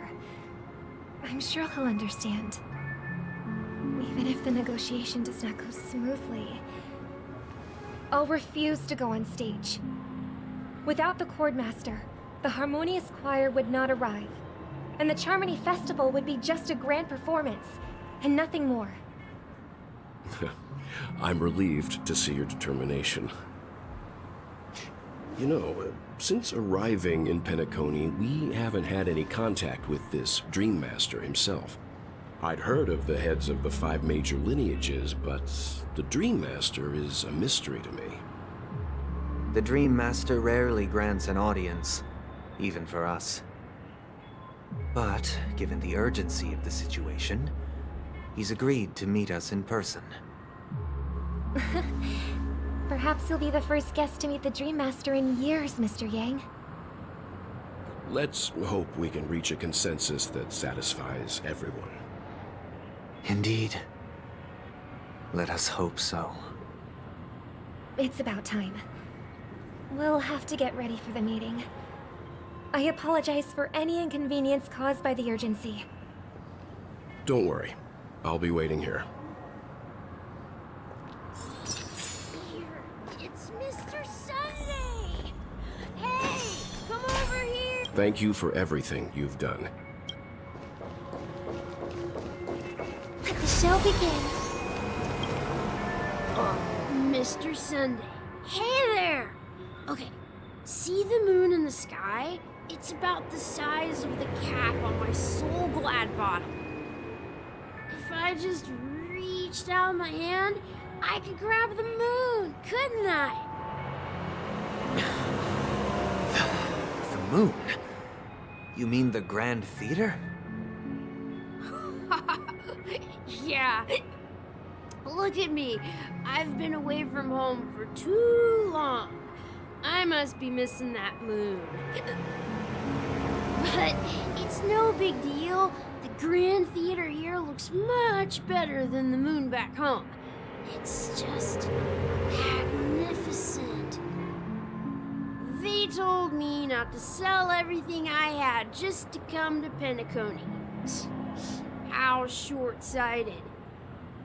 Selling everything you had? Why would you go to such lengths? Why? Can't you see? Life back home is miserable.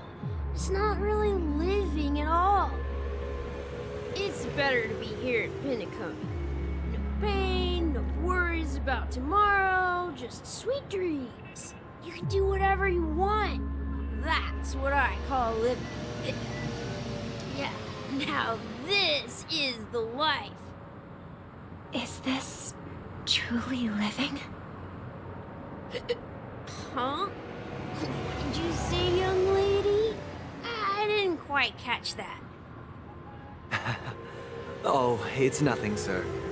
You see, the traffic on Glock's Avenue can be dangerous. How about I ask a Bloodhound family member to escort you to Ideen Park over there, so you can continue enjoying your sweet dream?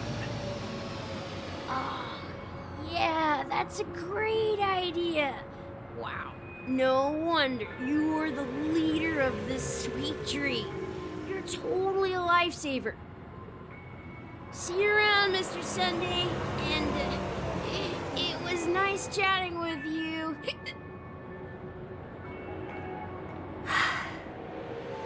What's up, sister? This is the land of the dreams. But why do they live like this? The man we ran into, he doesn't seem happy at all. Even though sweet dreams are nice, they're just illusions. But for him, they're the only way to survive, even if it means giving up on reality. That's not really living at all. I suppose you have a point. But, in my opinion, that's how most people live their lives. Why do you say that? You think that man is not actually living, but that's not quite accurate. Even without Penacony, people create their own illusions called self-value. People believe they have a predetermined value to fulfill. Gaining value means gaining power, and those deemed worthless are seen as the weak. However, value doesn't come out of thin air, and there's a limit to it. To accumulate value, people have to take from others, so the weak get exploited and oppressed. Are you suggesting that this is not how things should be? Exactly.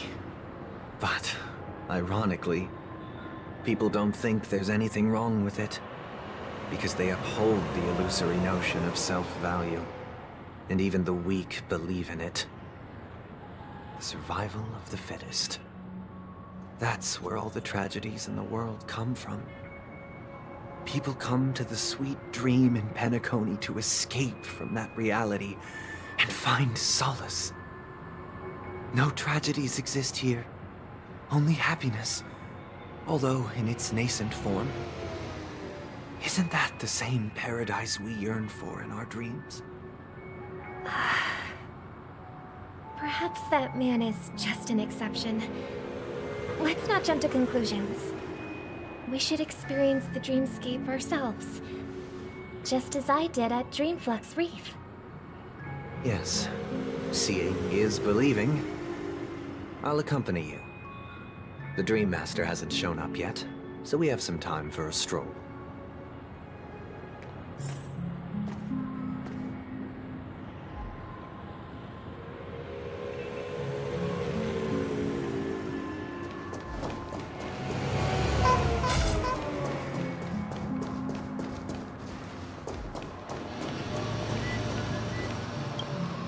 Glad to meet you again, Robin.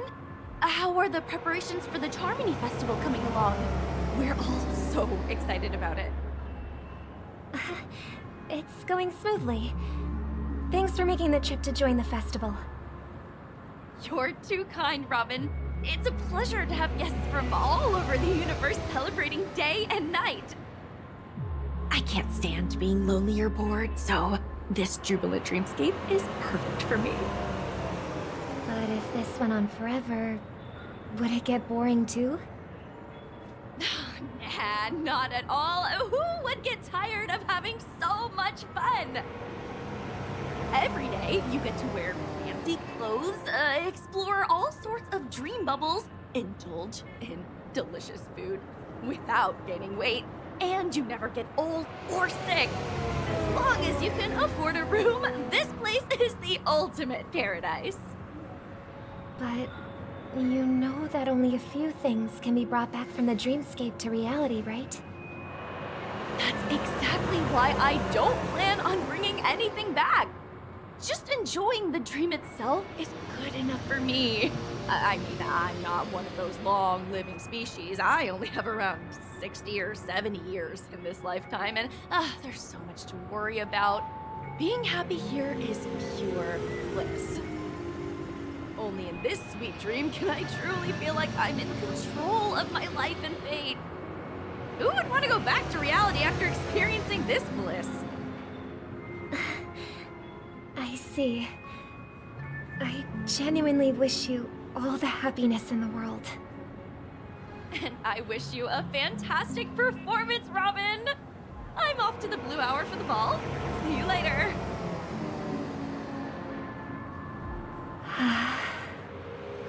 Seems like that guest's perspective didn't resonate with you either. She had a valid point, and I could sense her genuine happiness. It's just that... What you're trying to say is, she thinks she's in control of her life. But in reality, she's just escaping from reality and seeking solace in this sweet dream. Once she steps out of this sanctuary, everything will be lost. Well, she did make mention of being able to afford a room, didn't she? However, the paradise in our dreams, it doesn't have to end. No, and the paradise we yearn for shouldn't be just a fleeting dream either.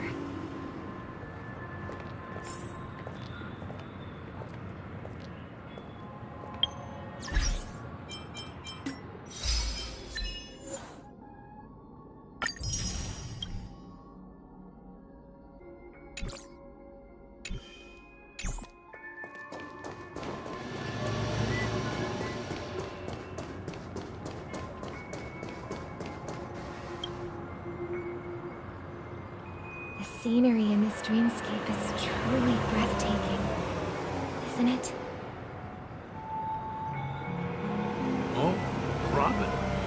Can't believe I'm meeting you in person here. What an honor.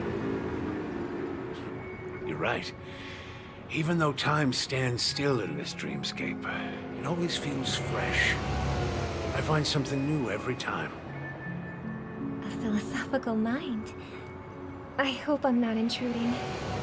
Oh, not at all. No. With little time left, I yearn for meaningful conversations, especially with someone as esteemed as you. Do you mind if we chat? It's my pleasure. No need to be formal. Just speak your mind. You said, with little time left. Please, forgive me for being blunt. But is that why you came to Penacony? Yeah. I was part of a war, and while escaping from the Sarkosian mothership, I got exposed to some radioactive materials. And then, all my comrades died. My hometown was wiped out by neutron bombardments. I couldn't bear to live.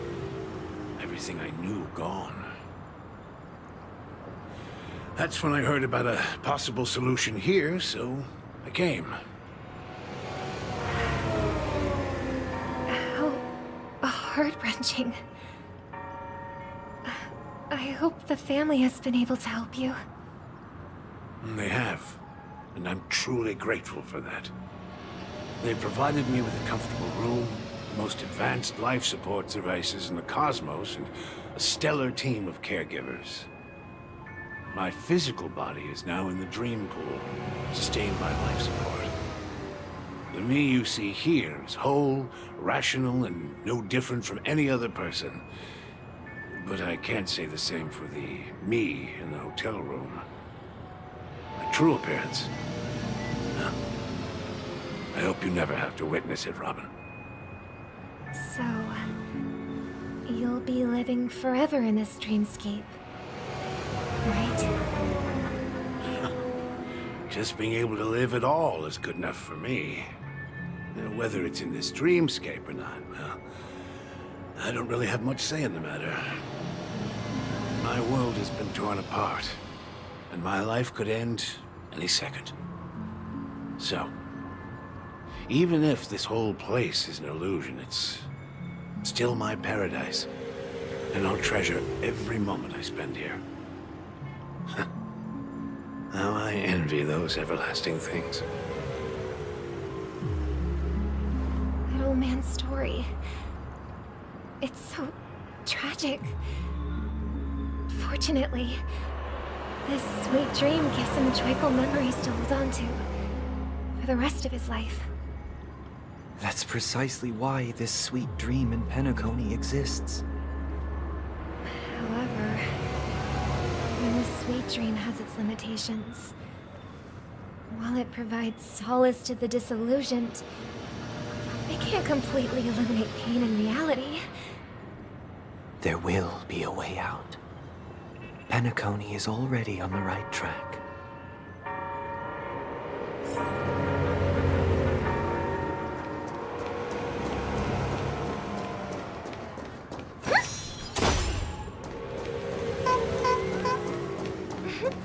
Look what we have here. A lovely young lady. Wait, is that me?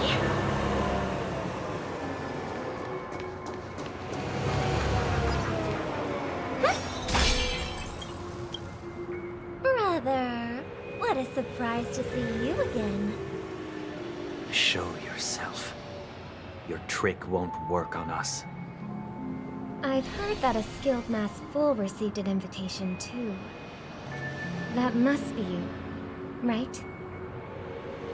Did you enjoy yourself? Barely. The people here are way too gullible. A little bait is all it takes for them to bite. And they run away at the slightest hint of danger. In other words, they're naive and cowardly. Now that you've had your fill, it'd be wise to leave before it's too late. The music of the harmony doesn't tolerate discord.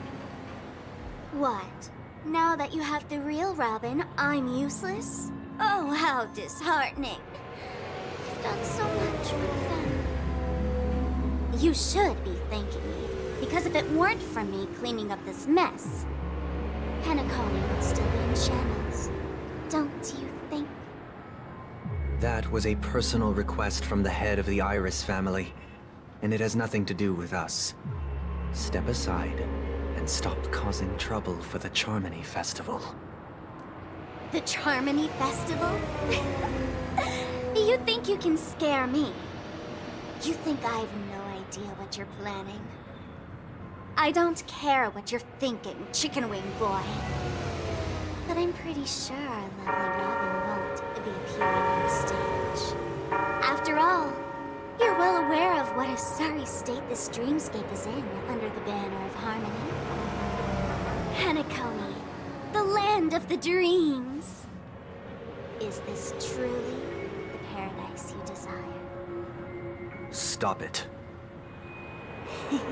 What's the rush, Chicken Wing Boy? Did I get to you? Our paradise is none of your concern, masked fool. Leave now, or the family won't tolerate you anymore. All right. I'll go. But Robin, I suggest you seriously consider this. Do you really believe those living in dreams can escape pain and find true happiness? Well, I've done my part, and now I'm simply waiting for the fireworks to begin. Here, the last 2 gifts for both of you. And don't lose them. If by some unfortunate chance the Charmony Festival starts against all odds, remember to use them during the show. And it'll be thrilling. Bang! I heard a raven cawing in the distance. It seems the Dream Master will arrive soon.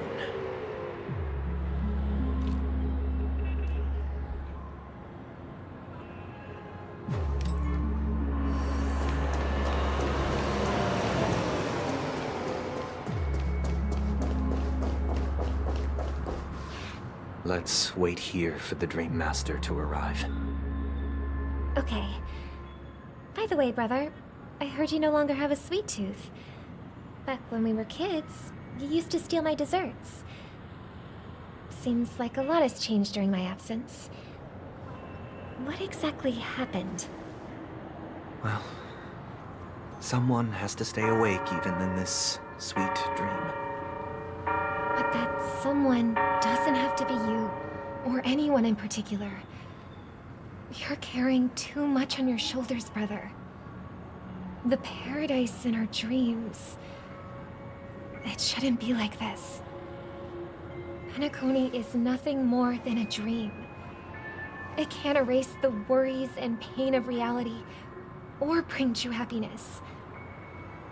It only offers an escape from reality. Nothing more. Remember the old man we met earlier? Without this dream, he might have completely lost himself. That might be true, but even without Penacony, he could have chosen another path. As far as I know, the Intelligentsia Guild has been promoting their rehabilitation techniques for a long time now.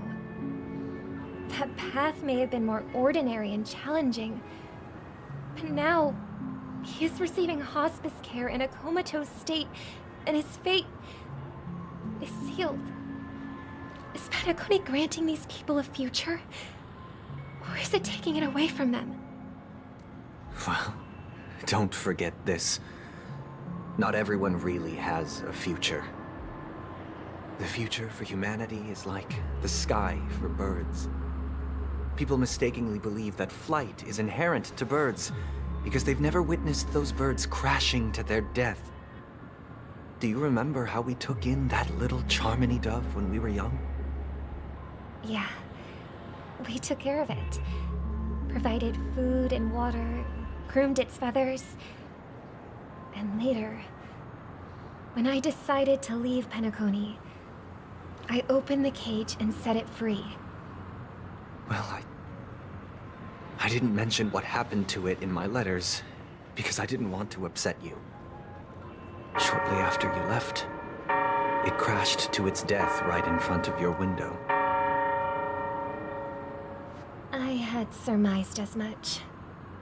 I knew you wouldn't have avoided mentioning the bird for no reason. Despite that unfortunate outcome, I still believe it was the right decision. Birds aren't meant to spend their lives in cages. They belong in the sky, even if they can't fly. But here's the thing. If there are birds in this world that can never fly, can we really assert that they belong in the sky? Are you implying that the same goes for humans too? Let's take the Astral Express as an example. The Nameless made tremendous efforts to bridge worlds, gaining fame across the universe. However, only a few extraordinary individuals can endure such a perilous journey. That's because the pursuit of the Trailblaze exceeds the capabilities of ordinary humans. Otherwise, why would this path be filled with broken rails, an abandoned express, and even a fallen Eon? That's just sophistry. If that were true, then only the powerful would have the right to determine the future. Unfortunately, that's exactly what happens. Another name for the future is self-value. While this world has its fair share of heroes who inspire people and garner admiration for their heroic deeds, the majority of ordinary people will never become heroes in their lifetime. Some are born weak and vulnerable. Some find themselves trapped in unfortunate circumstances. Some fall victim to malice and cowardice. When it comes to survival, everyone is equal. And the weak can only watch as their value gets constantly diminished by external forces. That's why we should care for the weak and support them as if their suffering were our own. That's what the Odes of Harmony have always taught us. While the Harmony holds noble aspirations, the strong will always be strong, and the weak will always be weak. Even in this carefree dream. Human nature contains greatness, but it also harbors inherent weaknesses that can't be eradicated.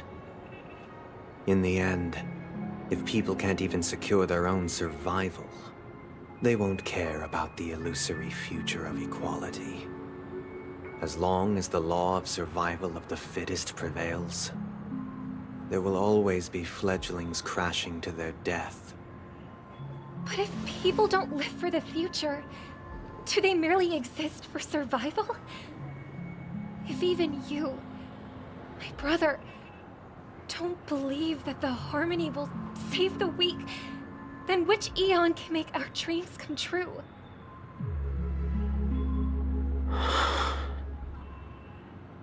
People often forget that when the first bird took flight, the entire world envisioned a future where no more fledglings would ever crash to their death.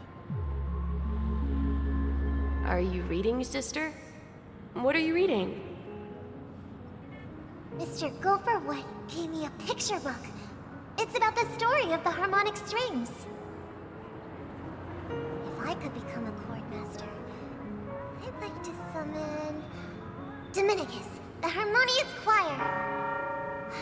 I want to sing with everyone and spread our wishes so that all can feel happiness and joy. I see. Then, I would summon the harmonious choir too. Don't you have a wish of your own, brother? Of course I do. It's just that it includes your wish and everyone else's. I long for a true paradise where everyone can find peace. and invite everyone to our performance, so that both our wishes come true through the power of the harmonious choir. It's a deal then. Yeah, it's a deal. But how can I become a chord master? Maybe you'll have to become a star first.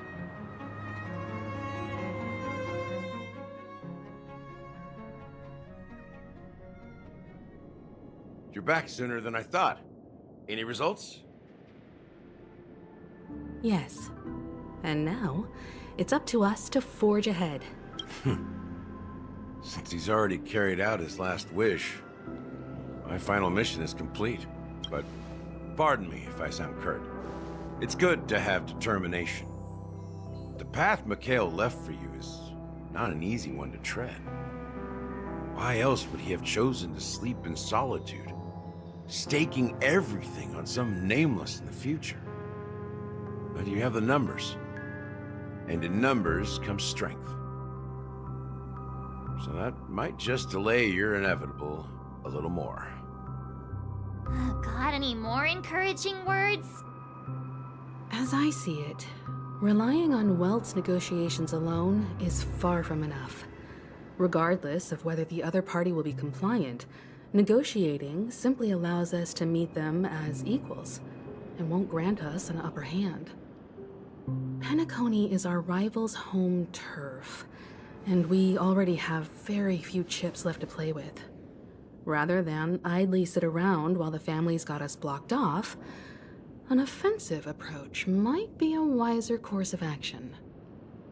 We're more familiar with the Stellaron's properties than most, and since it's the key to stabilizing the sweet dream, it's vital to the family's interests. By attacking their core interests, they're bound to retaliate hastily. And as the saying goes, haste makes waste. That's right. As long as we pose a threat to the Stellaron, either with words or otherwise, we have a chance at gaining the upper hand. But the problem is, on the eve of the Charmony Festival opening, how exactly are we going to get close to the theater? Family security will be airtight, and if we brute force it, even if we succeed, it's too risky. So, no one's gonna say anything? Then I'll raise my hand. I know the answer to this question.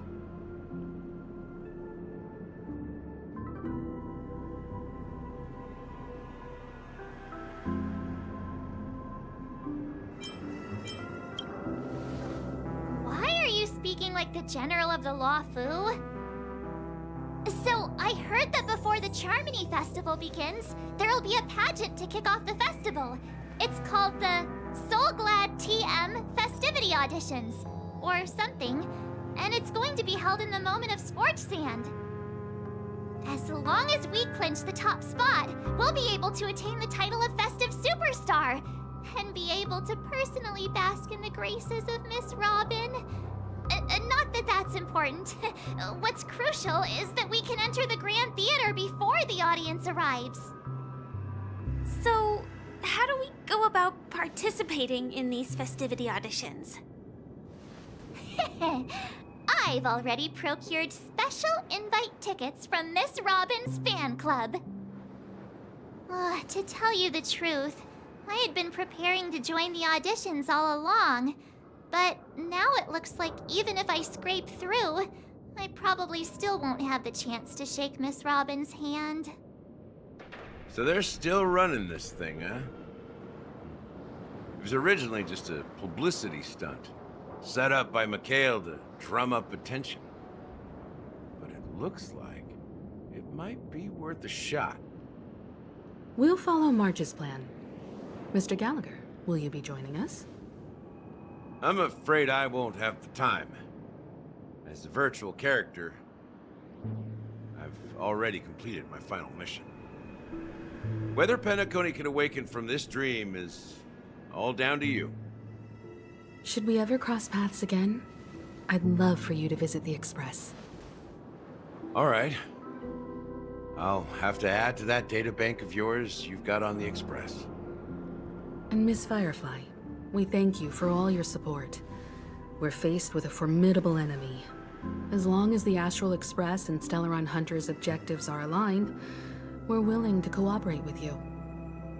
We've already come this far together. I'd like to join you for the rest of your journey on Penacony. I'm pleased that we can finally fight shoulder to shoulder. I couldn't ask for a better ending. This is also the spirit of the Trailblaze. Now, everyone, let's prepare to move out.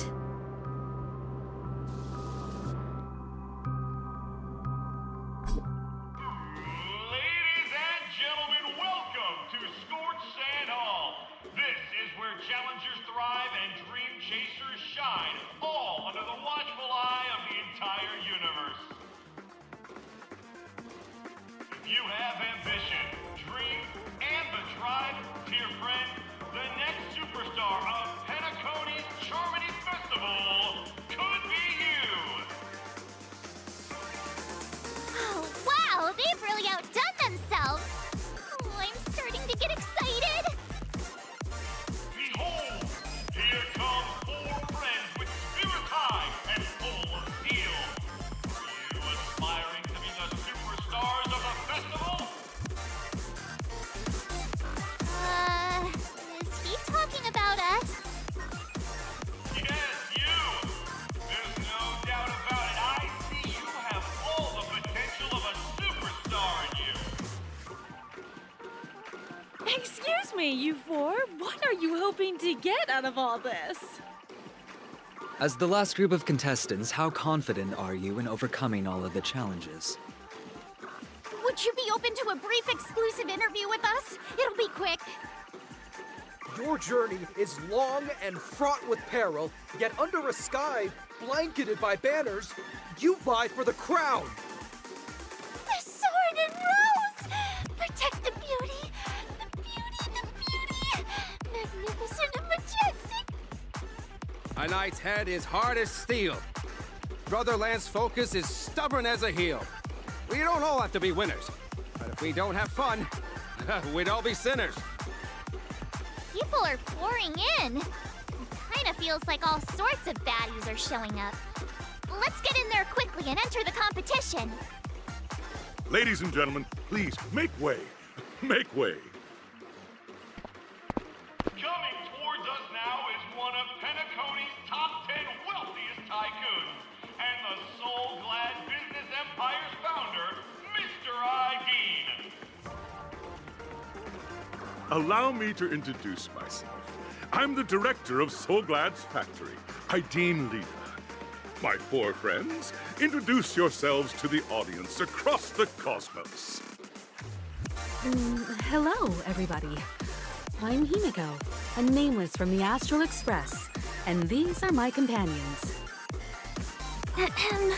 Don't you guys need to hide your identities? Can't hide it anyways. Penacony is plastered with our posters. And because the Astral Express is so well known, the family won't dare to make any rash moves.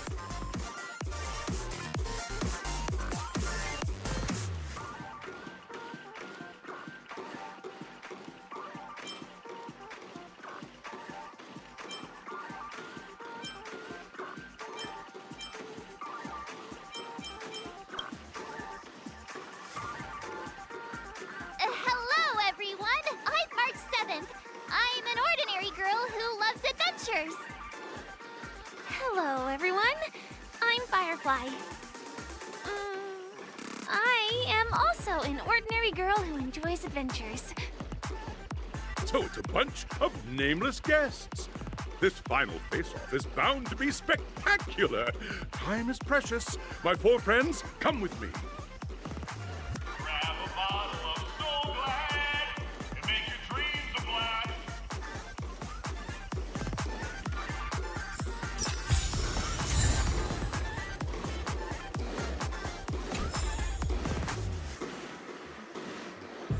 Stream forth the gleam of old blades.